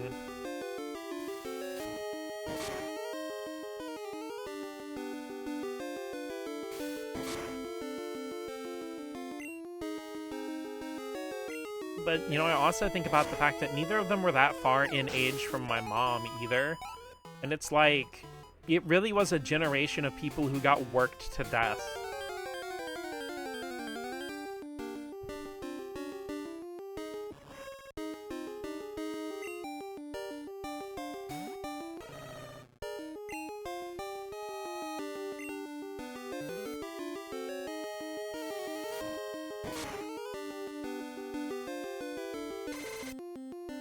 Big Spider! Hi, Jesus Freak, how are you doing on this lovely Tuesday evening? We're doing some grinding and training up our Pokemon in Crystal.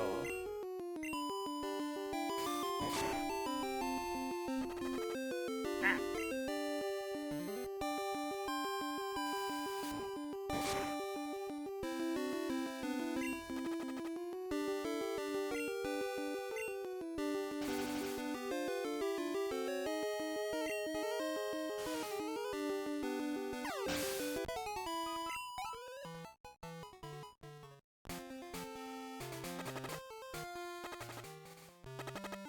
I just got back from dinner, had a garlic burger. How about you? Doing pretty okay, a little tired. Started my stream later than I usually do. And I'm going to assume that the garlic burger was 2 sesame seed buns with just a bunch of garlic in the middle and nothing else.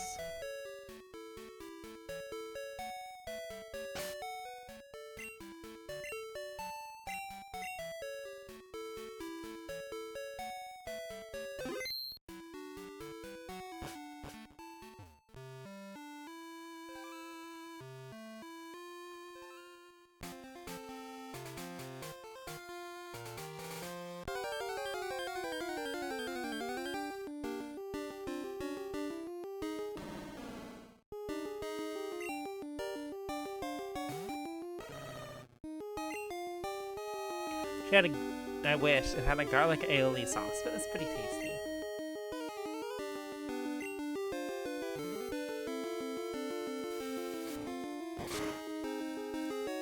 You must inform me if there were French fries. I love potato.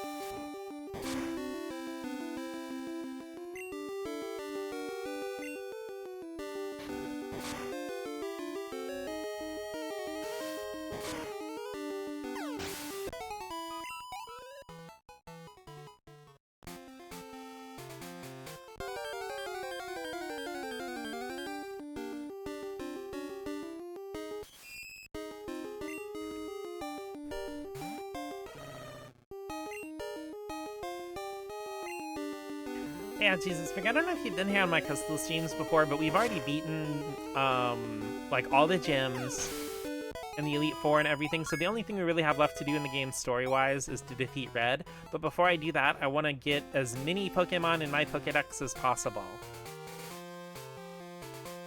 without like trading with another game or anything. And also in the process of that, I'm gonna grind up my main team to level like probably 67, 70, somewhere around there. Need to make lemon pepper burgers again. No fries, but I got mac and cheese, which was baller. Whole theme was pickles. Their own pickling stuff. Huh. Was it at like a restaurant or what?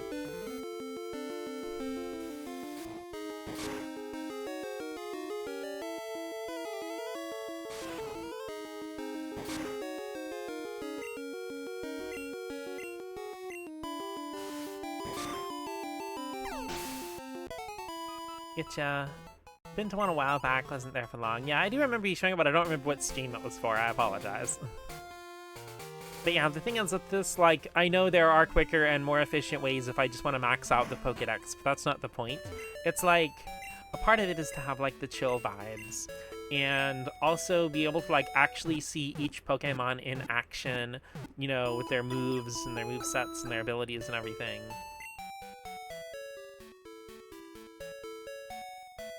The restaurant and a pickle store where they sell their own pickled veggies.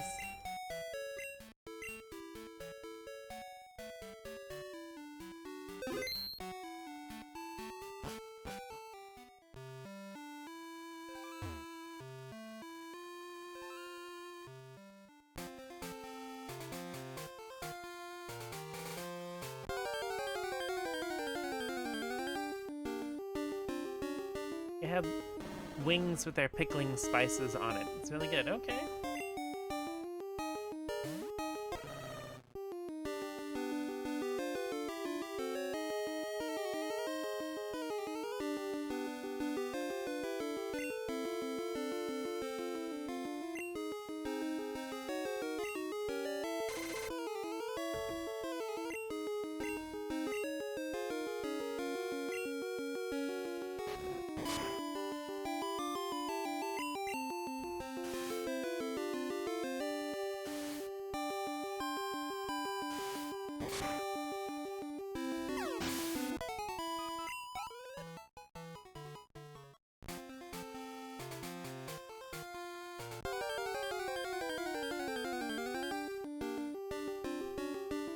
Do you eat anything?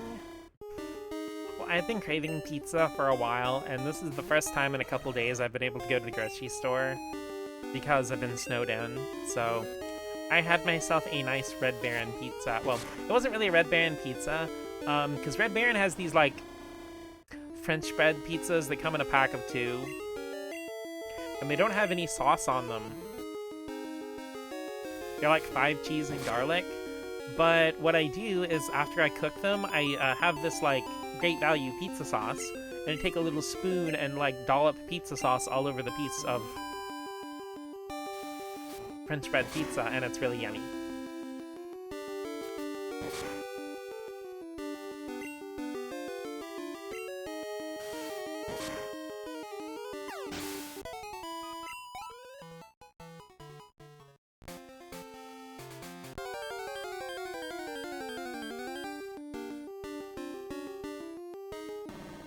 No, but generally, if you put bread and cheese together, I'm probably gonna show up.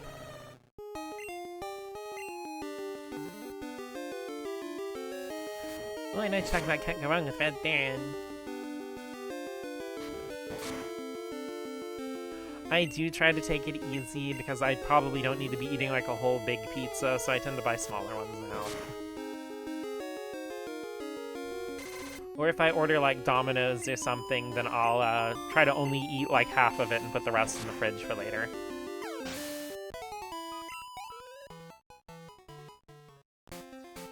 Because bread's yummy, but I still eventually want to have a flat tummy.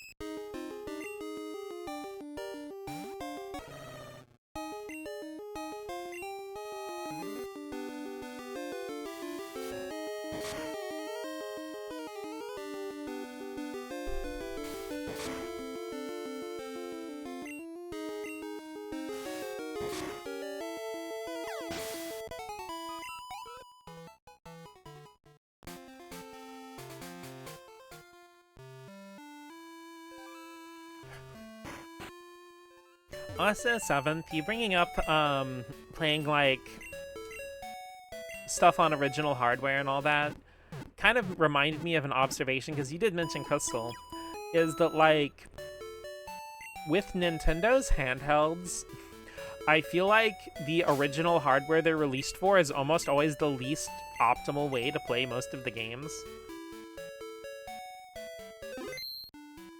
Because, like, even though I have a little bit of nostalgia for it, I probably would not want to go back to doing full playthroughs of Game Boy games on a Game Boy Pocket or brick Game Boy.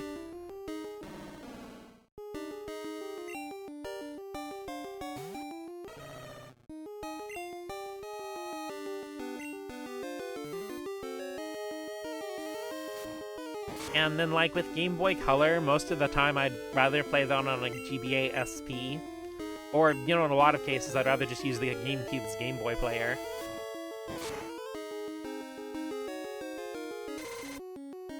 And with GBA, I feel like the GBA games always look better on, like, any screen except an original Game Boy Advance. Granted, I know they were made this way for a reason because of the original GBA's super dim screen, but I do feel like a lot of GBA games, I love how bright and colorful they are on a modern screen. Granted, I feel like Game Boy and GBA, Game Boy, Game Boy Color, and Game Boy Advance all work better for modern displays than most other retro games do, because they were kind of designed with an LCD display in mind in the first place. A smaller, much older LCD, but most brick pocket model screens are at a point where you kind of have to mod them because they start to fade, which is also a little bit sad. Nothing wrong with that, I prefer to make tomato sauce from scratch instead of the jarred stuff. Well, the thing is, like, I'm one singular person who lives by meself, so making stuff from scratch isn't necessarily practical, because I just can't eat it fast enough to keep it from going bad.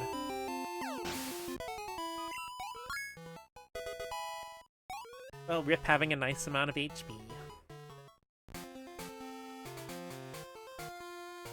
I mean, I do really like a lot of the mods for the original model GBA that put in, like, the rechargeable battery, and they drop in, like, a, I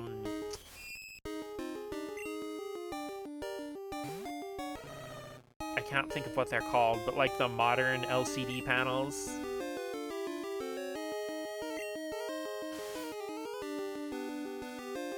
Like, those are really gorgeous. Like, the original GBA model feels amazing to play games with.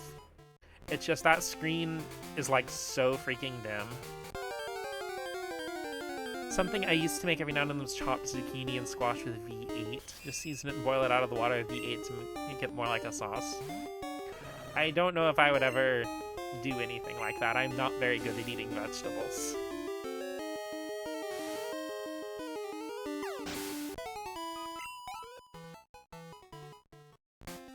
Drop in a backlit screen, didn't want to use the USB mod, actually prefer AA's. I mean, there's definitely merit to that, especially because, you know, you don't have to wait for it to charge. You can just save, turn the game off, pop in a new set of batteries, and you are rolling. Especially if you can grab rechargeable AA's.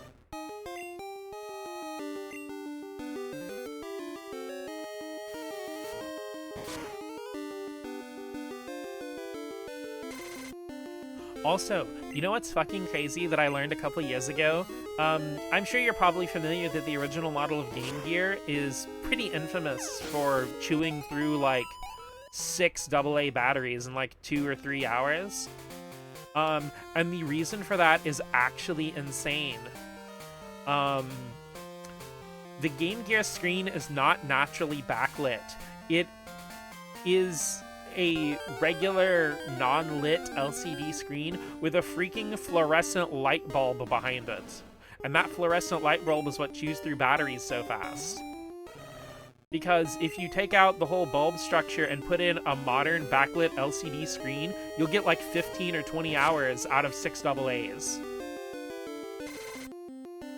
Rechargeable's coming from Amazon tomorrow. Hell yeah! It goes along right with you getting into your custom playthrough. That is perfect. That's something I learned as a line cook when I worked for a hospital. That's cool, though.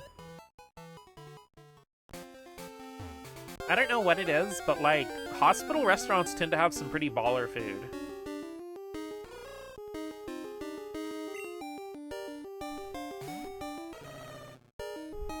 One of the few models that pretty much everyone agrees modding it's better than keeping it stock.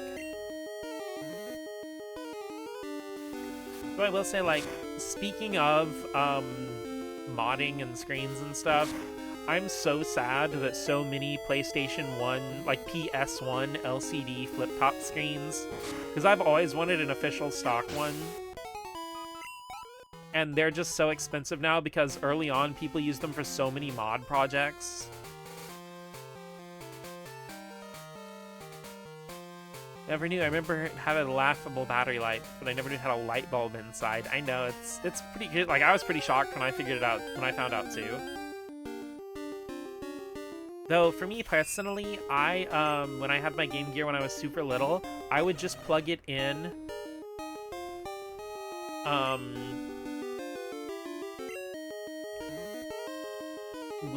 because, okay, the Game Gear can use the same AC adapter as the Genesis 2, which I had, will still have. I don't know why I'm talking in past tense. Again, it is literally sitting right across from me. But yeah, I use the same AC adapter as the Genesis models 2 and 3. So I would just plug in my Game Gear to the wall and not have to worry about batteries. If you beat Red, well, down to your last Pokemon, is that a Johto photo finish? Only if the last Pokemon's a Blaziken. My chef took the cooking very seriously. It's pretty good overall, just kind of an ass to work with.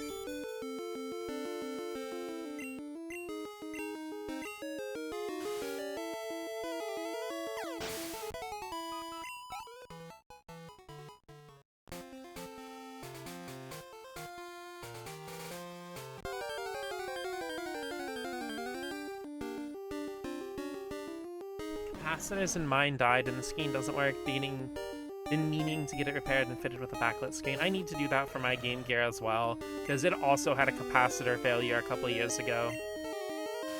But I would like to just get the whole works with it as well.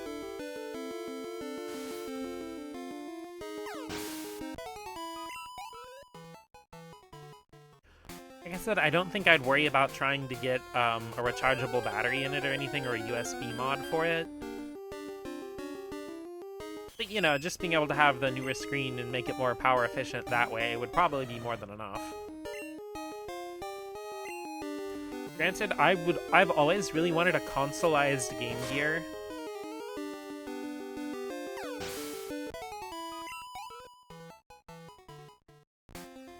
Because, like, I had the Super Game... Well, once again, I don't know why I'm using the past tense. Hi, Super Game Boy. But, you know, I had the Super Game Boy since I was a kid. And I always wanted a Super Game Gear, and I never understood why it wasn't a thing. Because, like, I wanted to play a lot of my Game Gear games on my TV, and, like, why can't I just pop a cart into the Genesis? I remember his go-to was Pressure Makes Diamonds, and he'd just be relentless. So I did see him scream in fear from a tiny frog when we were cleaning outside, so that was pretty good. Yeah, you see, I hate when people use, like, oh, pressure makes diamonds, you know, it builds character, and, like, no it doesn't, it just builds resentment.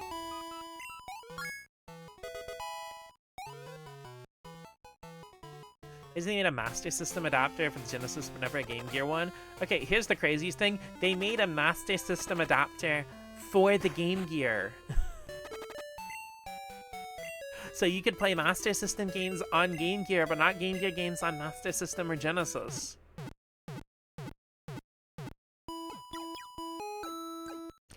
So for a while, Sega was just determined to make sure you could play your Master System games. Though a part of it I kind of understand, because not only could Master System play SG-1000, which was never released outside of Japan, but also the fact that, like, one of the big criticisms of the Super Nintendo when it came out was that it couldn't play NES games. So I feel like Sega kind of wanted to counteract that. It was like, hey, if you get a Genesis, it'll play Master System also.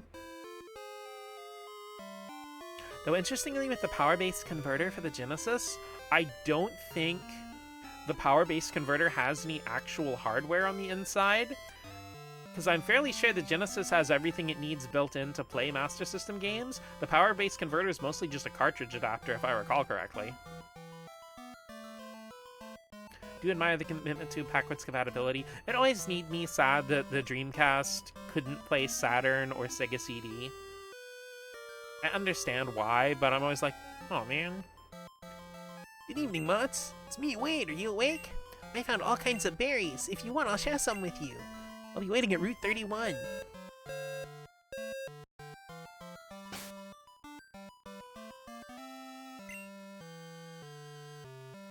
Genesis already has all the hardware for Master System stuff.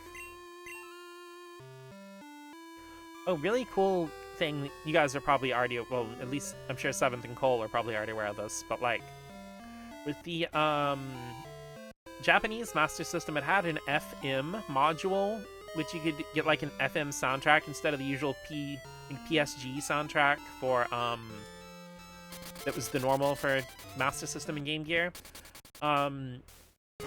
And while the FM module is never made available outside of Japan, a lot of international games for Master System still did have support for it. Some of it had it like dummied out, so you could never do it. But a really cool thing is, I absolutely recommend buying this if you're even a little bit interested. The Sega Ages port of Phantasy Star, the Master System game that's on Switch. The Sega Ages port has absurd quality of life upgrades and also lets you play Phantasy Star 1 in English with the FM soundtrack if you want to. It also lets you play with the PSG soundtrack if you prefer. Good to see you. This is what I found. It's for you.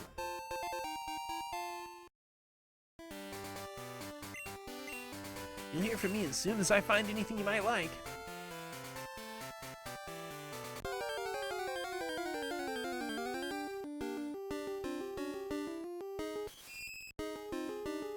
Sega Ages Phantasy Star is the best way to play the game. Honestly, I wish more re-releases were like that, where like, no asterisks, just literally buy this version. And the coolest thing about the Sega Ages version, even though you can get stuff like the maps and like having your characters like HP bars on screen and stuff like that, you can also peel all that away and play it 100% like the original version if you want to.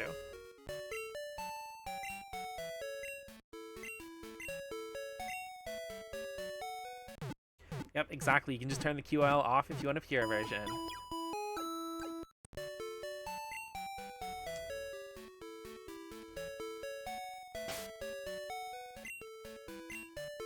Like, for me personally, when I like to play it, I'll turn off any of the, like, experience bonuses or money bonuses. So I still get, like, the regular level curve, but I'll leave on the maps for the dungeons and, like, having the character stats on screen.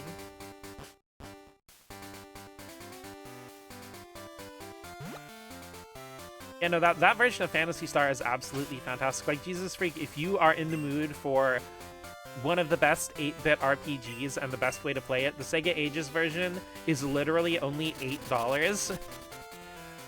And it frequently goes on sale for, I've seen it as low as $3. So, if you want to wishlist it and wait for it to go on sale, it is so absolutely worth it.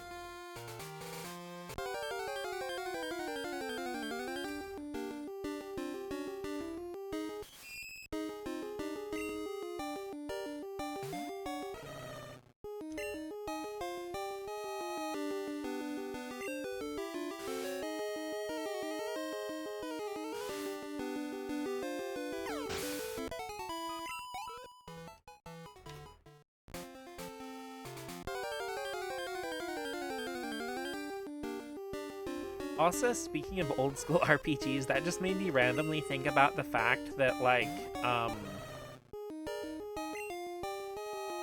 the only current place where you can play every numbered Final Fantasy, every single-player numbered Final Fantasy is Xbox Series X and S. Because they shadow-dropped the pixel remasters on Series X and S. Because originally they were PC and mobile only, and then they came out for PS4 and Switch. And then last year they came out for Series X and S. 7, 8, 9, 10 and 10.2, and 12 Zodiac Age are all available for Xbox One, which plays on Series X. the backwards compatible Final Fantasy 13 and both its sequels from the Xbox 360. Currently, Xbox Series X is the only modern platform you can play them on.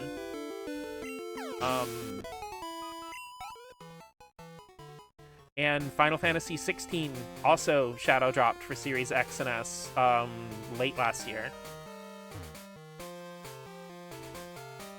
And I mean, heck, if you want to, you can also play Final Fantasy 14 on Xbox Series X. Yeah, 'cause that's the thing, 7th, like, it's weird to think about, but yeah, like, Square went all in on their multi-platform promise, like, really fast. Because in addition to the Pixel remasters in 16 dropping on Xbox Series, they also dropped the Trials of Mana remake and PS1 Legend of Mana, like, not too long after Visions of Mana came out. They needed to be fair. Absolutely. It was the best move they've made. And more comes out to support it because, like, dude, like, a Final Fantasy VII Remake has been, like, the top game on the Switch 2 sales charts for, like, a week.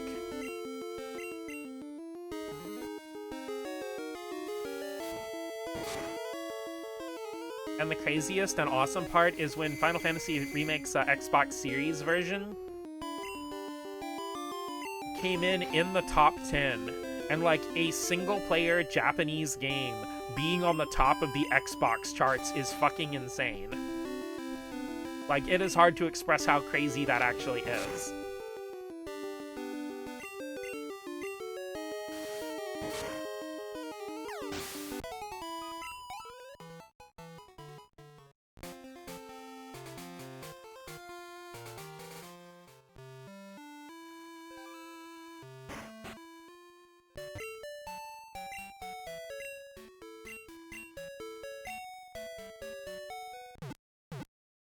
Hoping Rebirth finds an even bigger audience with the new ports. That game deserves all the love.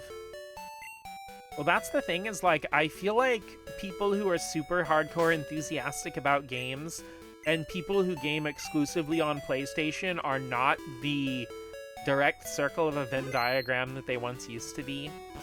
Because I feel like most hardcore enthusiasts are either...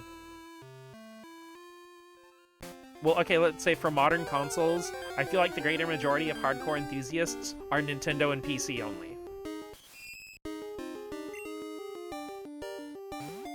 Once again, not counting like retro and throwback consoles and stuff.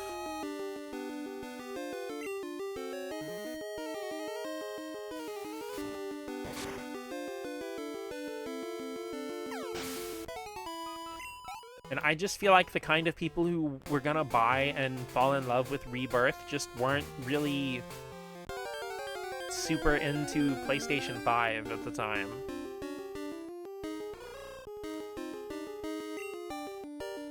But I could absolutely see Rebirth being like right there at the top of the Switch 2 charts when it comes out.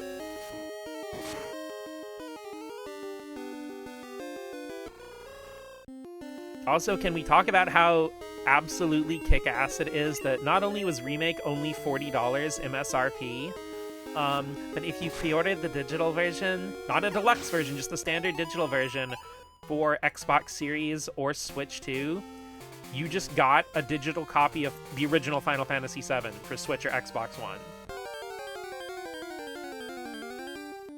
Like, how badass is it that a remake comes out and the pre-order bonus is, here, play the original game.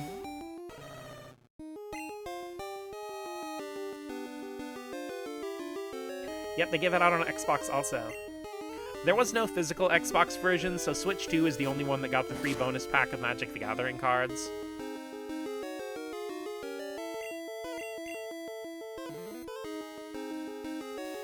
Also, speaking of, there's a Magic the Gathering Commander deck. I don't know if it just came out or if it's going to come out soon, that has, like, art from, like, original Final Fantasy VII, like, alternate art for some of the characters and cards and stuff. And in addition to, like, you buy the Commander deck, you just get a digital Steam copy of the original game.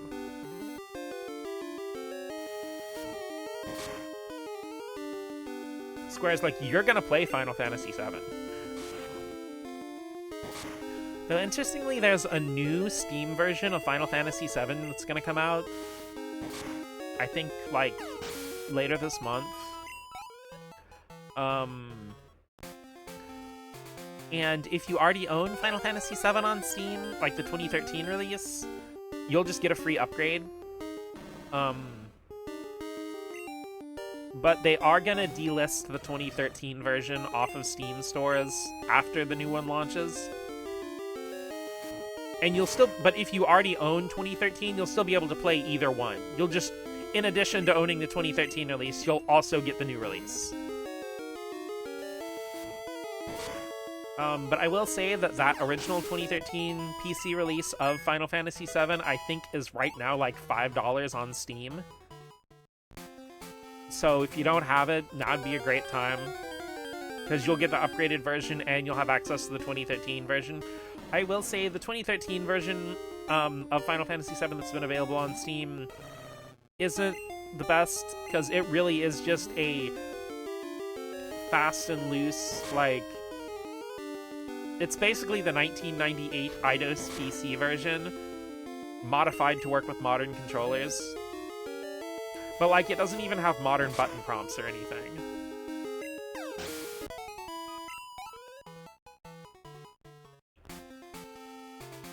I mean, it's still Final Fantasy VII. You know, Final Fantasy VII's one of those things like Sex and Pizza. Even bad Final Fantasy VII's Final Fantasy VII. And like I said, I wouldn't even call the current PC port bad. It's just not optimal.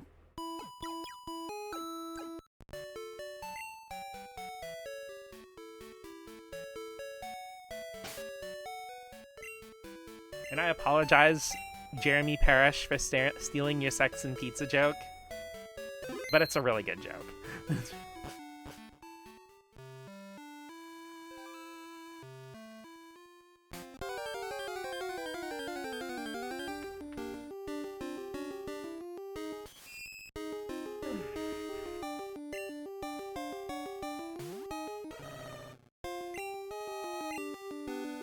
I'd say, like, the weirdest Final Fantasy VII thing is the fact that the version that's emulated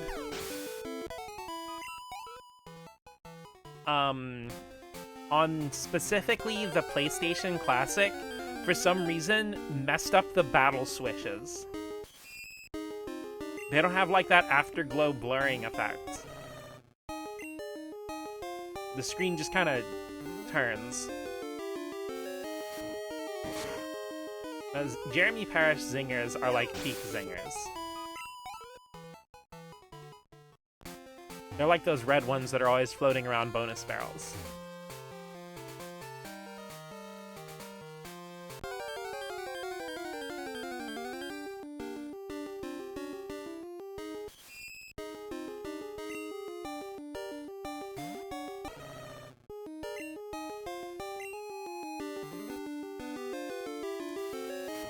It's because the emulator they're using isn't well configured. Yeah.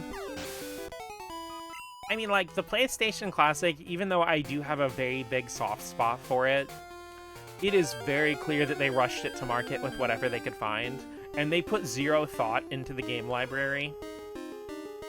Well, not zero. I mean, like, Final Fantasy VII, Tekken 3, Wild Arms, Abe's Odyssey, like, those are all fantastic inclusions that scream PlayStation.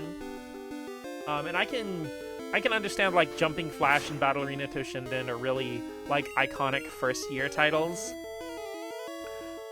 But I feel like Persona 1 and, Tom Clancy's Rainbow Six, and the first Grand Theft Auto were only included because either they were cheap to get the rights to, or because they had a modern version that was popular on PlayStation at the time. Some thought that it's definitely a mix of standbys and these games are popular or not. Yeah, exactly, with like Persona, GTA, and Rainbow Six, because like that's when Rainbow Six Siege was at its height of popularity, GTA 5 was at its height of popularity, and Persona 5 had just came out and was like super well regarded and popular. So they just put the PS1 equivalents of whatever games were on there at the time, and I feel like with Rayman 1, Even though that does count as a iconic PlayStation 1 first-year game.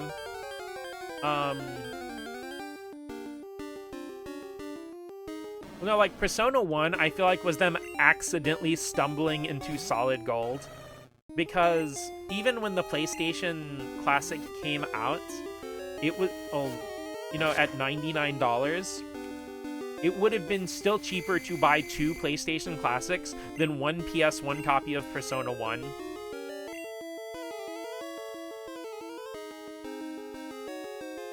Like, if you literally bought it for only that game, you got your money's worth.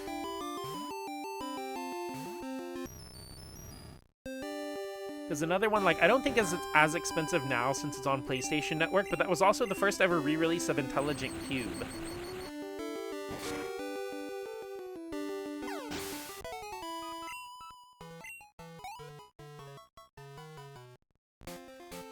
Though Intelligent Cube is a game that has lived in my brain for like decades before I owned it, because I had one of the PlayStation, I think it was one of the Pizza Hut demo discs.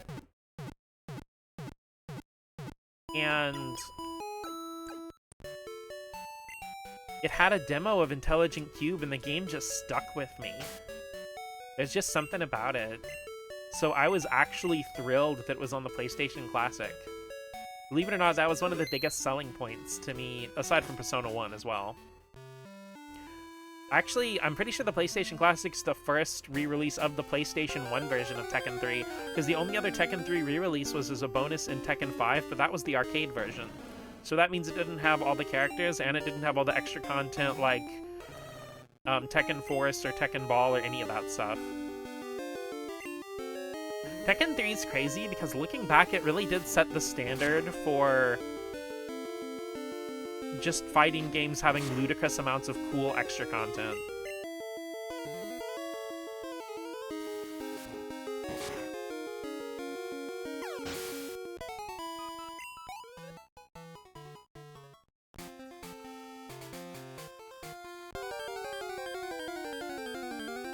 I feel bad because, like, Tekken 3 was my first ever Tekken that I played, and I'm sorry, but Tekken 1 and 2 just kind of feel a little limp in comparison. Like, they have fine enough raw gameplay.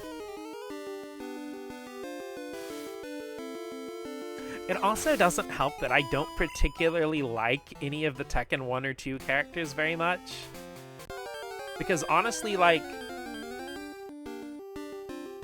especially with the first Tekken, it feels like it's a game that might have a protagonist, but it doesn't really have any heroes. Because I'm sorry, but Kazuya Mishima is an asshole who's not even a little bit likable.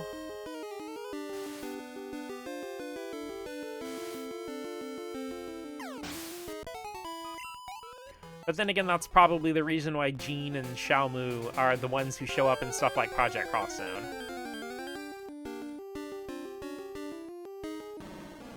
2's got an incredible aesthetic, but 3's the perfect package. Like I said, the vibes for Tekken 1 and 2 are pretty good, but for me, character appeal is a huge, huge, huge thing in any game I play.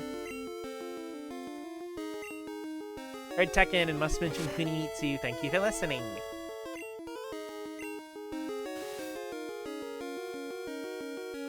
I became a pretty big Asuka Kazama stan with the hours and hours I put into Tekken 5. And also Tekken Dark Resurrection. I still remember being young, getting off work one day from my first job, and my mom sitting there, after I had just gotten off work, and she, like, just held up a copy of Tekken Dark Resurrection in her hand. She's like, with a big smile on her face. She had, like, I hadn't even mentioned it, she just surprised me with it.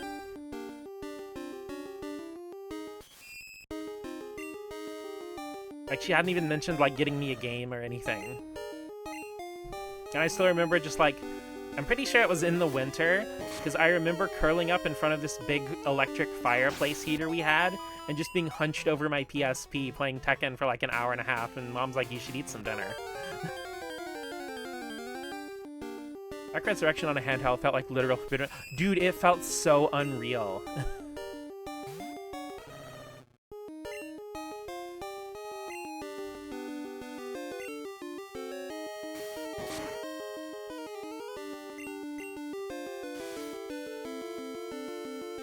That was like one of the first games that made the PSP feel really crazy.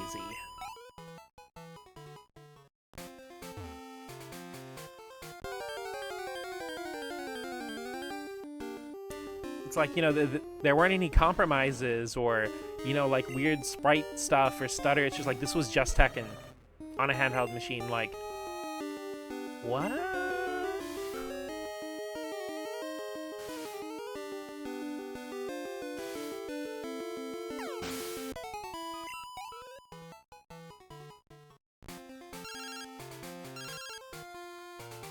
Mox? It's me, Dana. My Flappy's so full of energy. It's a little scary. How are your Pokemon doing? It only took an instant to KO a wild Raticate. It must be because you gave me some battling tips last time. See ya! Outrun 2006, that and Outrun 2006, my holy shit, handheld gaming has come so far moments. Been a big fan of handhelds, so I'm biased. I have this weird thing where, like, I prefer playing my games on a TV with a controller, but I tend to like games made for handhelds a bit more. I know that probably sounds weird. Then again, like I've mentioned this before, but like I've always had like a Super Game Boy or the Game Boy player on GameCube, and I had like the PSP AV cables and stuff like that, so I was just born to Nintendo Switch.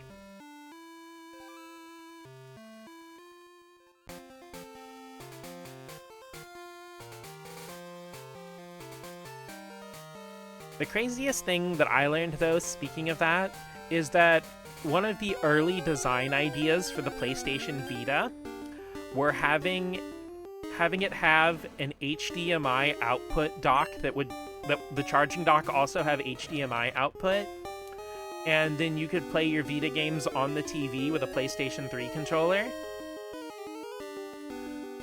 But that idea got vetoed because they wanted to sell the PlayStation Vita TV as a separate item to kind of get people to double dip.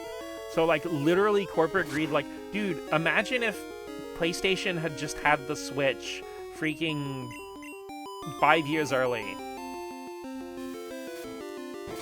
Like, I cannot imagine the curse words that were mumbled by the person who drafted the idea for the switching Vita and got shot down. After the Switch it's literally officially Nintendo's best-selling console ever. It surpassed the DS last month, by the way. Grew up in a household that only had one TV till I was about 10, so handheld was really appreciated. I know we only had one TV when I was, like, super little, but I feel like by the time I got a Game Boy, I also had my little silver TV.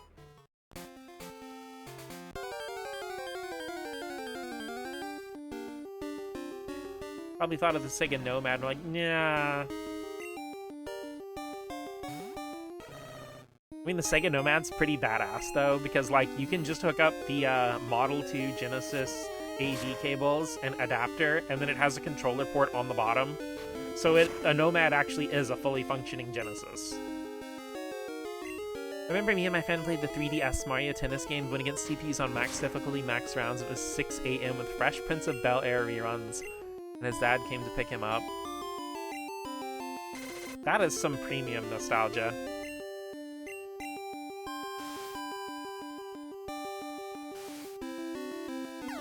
That's the thing is, like, I never really watch TV anymore. I don't have cable or anything. But a part of me kind of misses reruns and stuff like that. Because, like, as much of an inconvenience as it was, I think for me, having, like, ADHD and various other neurodivergencies,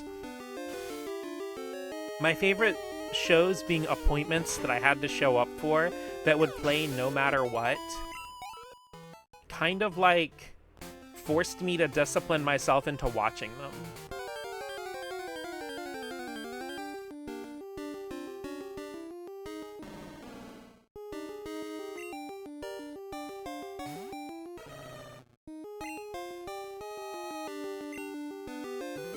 Because I feel like I have a hard time like getting myself to watch shows I even want to watch, just because I have to decide when to start them.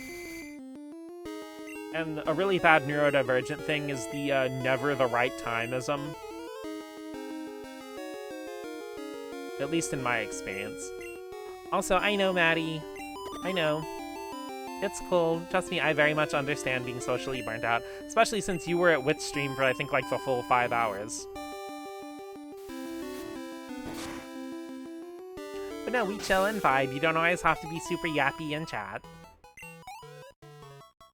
I just appreciate you being here at all. And that's for any of you guys. I appreciate that any of you are here. Even if I'm just a voice in the background. Most shows worth watching have been shuffled to streaming, yeah. I mean, like, streaming's more convenient, but, like, also... Like I described a minute ago, there's a certain magic to having to be there when your show is on.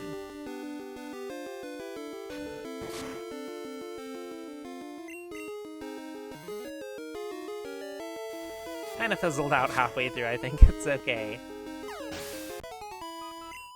RTV has something called Pluto TV, and it's a channel called Nick 90s from Home Alone or Watching the Puppy. I'd put that on and relax. That's cool. I know that I have Tubi, and I know it has like a regular TV thing. So maybe I could mess around with that sometime if I ever think about it. Do not want rest. We rise and grind. No, we don't. With Steam, I mean, I gotcha. I gotcha, Maddie. I kind of knew what you meant anyway. Took tomorrow off, so I'm probably going to stay up playing Crystal thanks to the stream. Let's go, Crystal Squad! Cyndaquil's Big Adventure!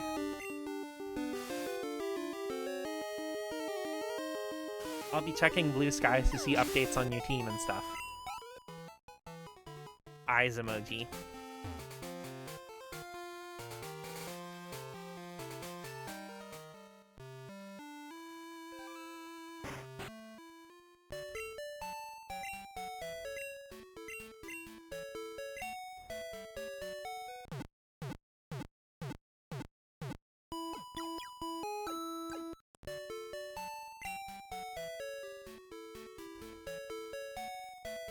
Also, 7th, aside from Maddie mentioning it in passing once, I don't think I've ever mentioned it to you. But, okay, during Halloween, I was doing, like, Spooky Month, where I was originally playing a bunch of games that were all, like, I was gonna play, like, a different game every couple days. But I kind of burnt myself out on that, and, I ended up only playing a handful of the games I planned to. One of the games I did play was the first Darkstalkers, the PS1 version. And it's actually the most I had played a Darkstalkers game. That's the first time streaming a fighting game. I did not do very well. Part of that I attribute to the fact that I was trying to play it with a PlayStation Classic controller, which the D-pad on that really is not good for fighting games. See, it's Quilava, Geodude, Ghastly at the moment. About to hit Union Cave. Awesome!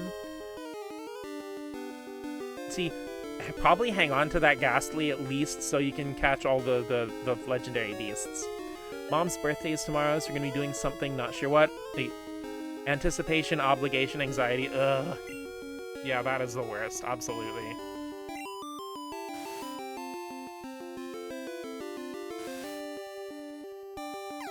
It's not a great controller for that, especially Darkstalker is a tighter input buffer. I learned that the hard way. I got my ass completely reamed. It didn't help that I was already tired because I had to work at Job that day. Because the stream ended up being like an hour and a half of Darkstalkers and then an hour and a half of me playing Disgaea 1. Which is also spooky themed. Spooky enough anyway. That's exactly why I got Ghastly.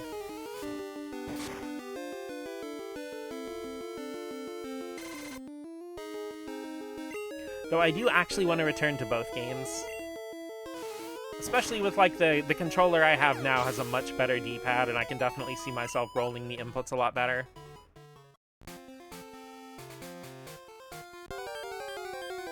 I mean, it was fun, though. What is a beast to a ball of gas? An EP beast. It goes honk shoo and then goes into a Pokeball. Oh, speaking of, I need to go to Kurt and grab my balls. He's been waiting like a week.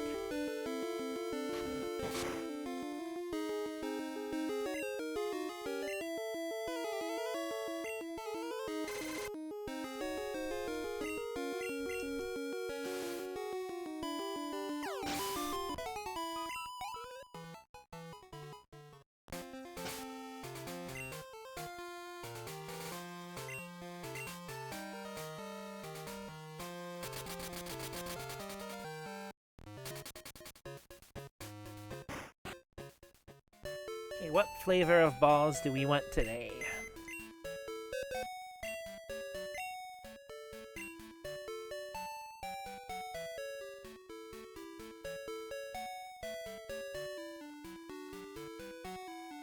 You see, one of the secret benefits to playing the game daily as like an Animal Crossing or something instead of just rushing through it is you can get up absurd amounts of Pokeballs. Let's do some more black apricorns, why not?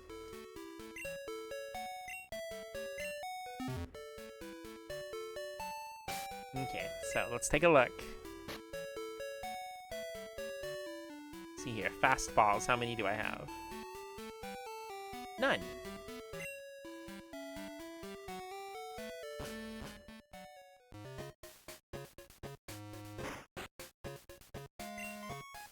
Ah, Matza, just finish your ball, here. Fastball. I have to build up a collection over the next few days. Also, do keep in mind the fastball. Well, okay, all of Kurt's Pokeballs are bugged, almost. But the fastball is bugged in the way that it only works on Tangela, Grimer, and Magnemite.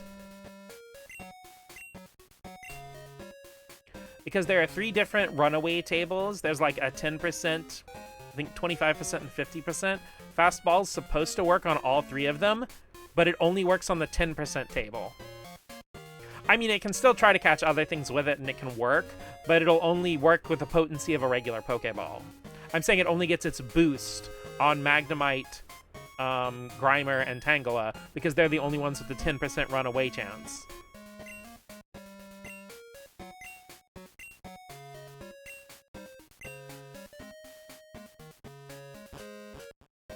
Though I should say, with this playthrough, I did actually catch my Magnemite, my Grimer, and my Tangela with fastballs, so I got to use it for the thing it works for. The fastest of them all. Hey, whenever I see Grimer, I'm like, that's speed.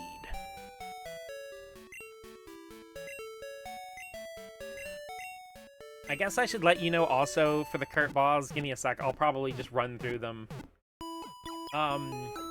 The Moon Ball just flat out doesn't work properly.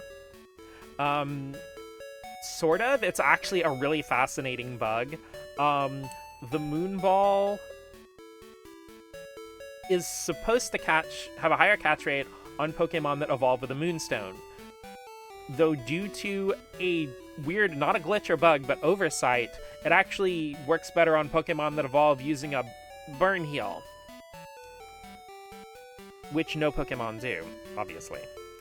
So the Moon Ball is just a regular Pokeball. And the reason that that's an oversight and not a bug or a glitch is because in Generation 1... Okay, Generation 1 and Generation 2 have different item tables. Burn Heal's location in Generation 2's item table is where Moonstone was in Generation 1's item table. The Pokemon bugs so much. They always have the most hilarious reasons. Also, with a Love Ball, that only works on Pokemon of the same gender instead of the opposite gender. So, Johto says gay rights.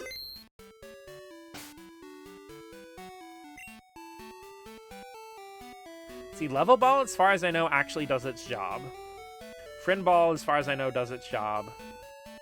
Lure Ball works fine. Heavy Ball has something going with it, but I don't remember what.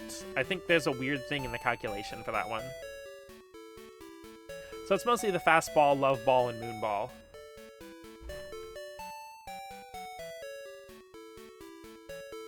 Thank you, Maddie. Reused code biting them in the ass. Wouldn't have guessed it was an item index thing, though. Well, I mean, the thing is, as long and tortured as Gold and Silver's development were with the restarts and everything, more than likely, the specialty Pokeballs were one of the earlier things implemented. Probably long before the additional items and stuff.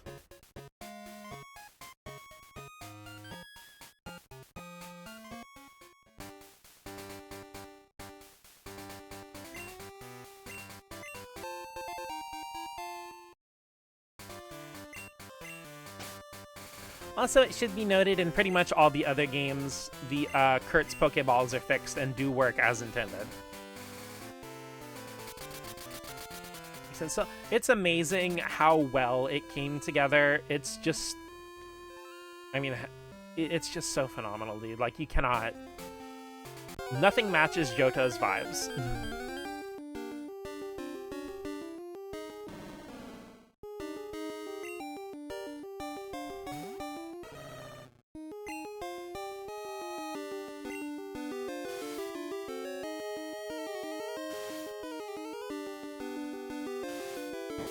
Get scratched. Absolutely nothing. Most engrossing region, but yeah, I mean, the fact that I've played like 140 hours of it already. Tee. It's insane. No, like, it blows me away. Like, even the first one blows me away to a degree, because, like, dude, fucking... The fact that there's an open world RPG with over 150, or in the case of Johto, over 250 possible party members, with like the absurd level of individual customization on fucking calculator hardware from 1989.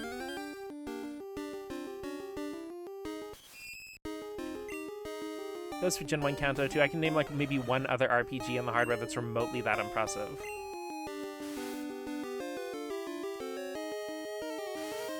Is it Pokemon the trading card game?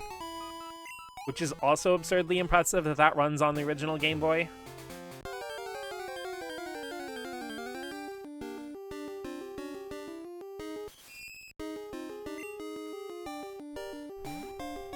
There's a Saga too. You know, to be fair, the Saga trilogy are damn good.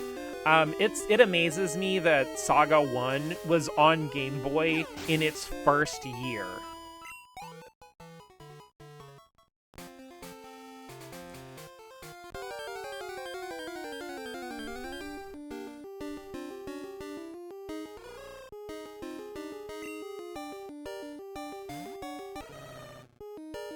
Also, I guess you guys get a random freebie fact because it's on my brain right now. But I did just mention the Pokemon trading card game for Game Boy Color is also compatible with original Game Boy, which means it's compatible with the Super Game Boy. And if you play that game on a Super Game Boy with its special border, it'll actually have the 8 slots for the 8 Master Medals, and when you get a Master Medal in-game, it will add it to the Super Game Boy border.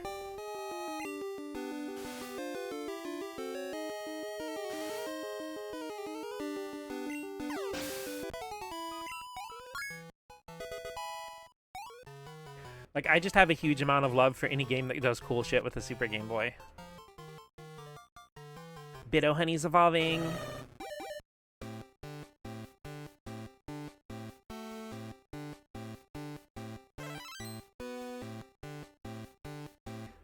Finger wiggle. Ooh, play that air guitar. Hell yeah. Racing. Where's? I need a Super Game Boy. You do. Now he's just honey. He's a lot of honey. I love the vast diversity of party members in Chrono Cross. I talk about the game a lot, and you should.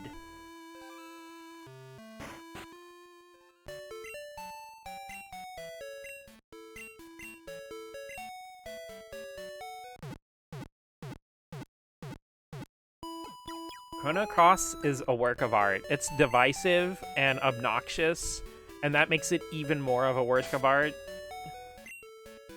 because it's expressing very clearly what the creators were feeling at the time.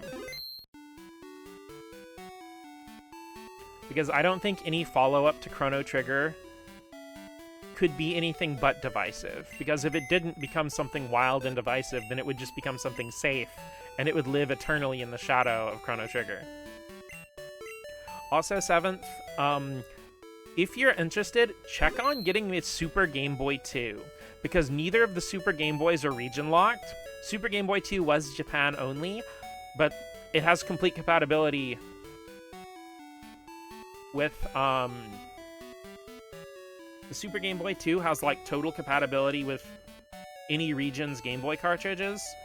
And it also has a built-in link cable port, which the regular Super Game Boy does not have.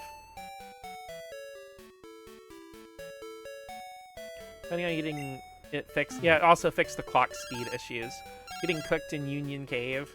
I don't know why it's always incredibly easy to build a team that's completely weak to ground types.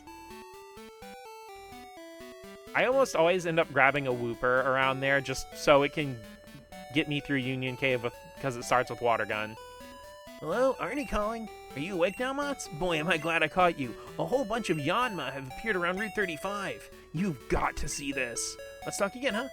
Well, I have seen many a Yanma, so I apologize, Arnie. I won't be going there yet. Let's go ahead and let Biddo Honey have a little victory lap.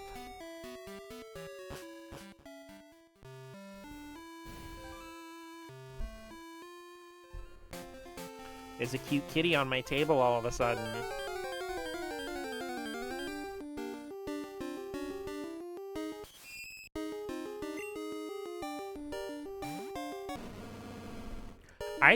I don't know if I've ever seen Ursaring's back sprite in Gen 2 before. Get bared. I'm bearing down on them. Also, for some reason, in the Gen 2 and Gen 3 anime, the writers portrayed Ursaring as, like, the most powerful Pokemon in existence, and everyone was terrified of it, and I have no idea. Like, Ursaring's cool and all, but it's just, like...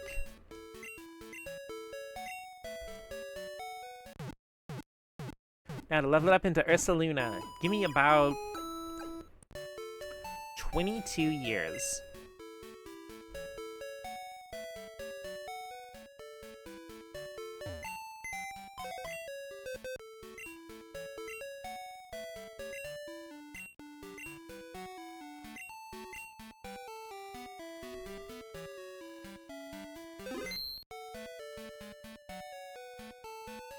I love how Ursaring's sprite looks like she just pulled her earbuds out because you were saying something to her and she didn't hear you. But this game was from the past, though.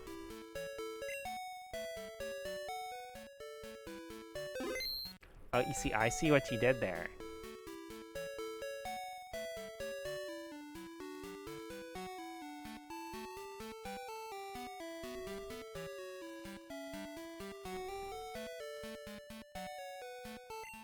You see, then she, like, puts her earbuds back in and starts playing air guitar to her favorite song.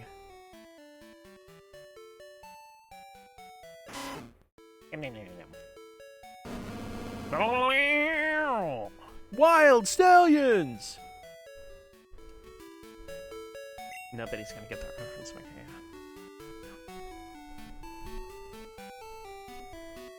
Okay, that's right. I put all the cuties I need to level up over here. Alright, it's Skittle time!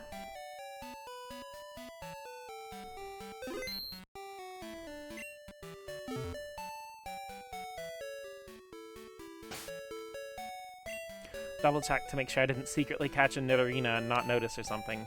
Nope, I definitely need Nidorina.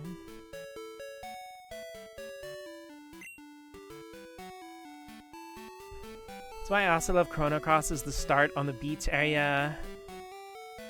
And he has a great weapon, and I think I just like beach RPGs. Which is like Final Fantasy X and Kingdom Hearts 1.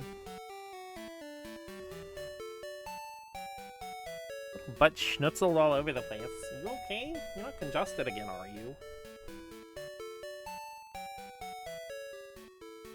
Alright guys, it is almost midnight. I intended this to be a short stream and it's already been 3 hours, but I think I'm gonna go ahead and wrap it up here.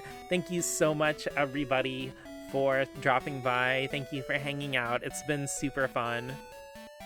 Oh yeah, random thing, 7th. Since you're playing with link cables and stuff, you could also go back real quick and get a Poliwag. If you wanted to add that to your team, you could even get Politoed. Have a good night, everybody. Bye!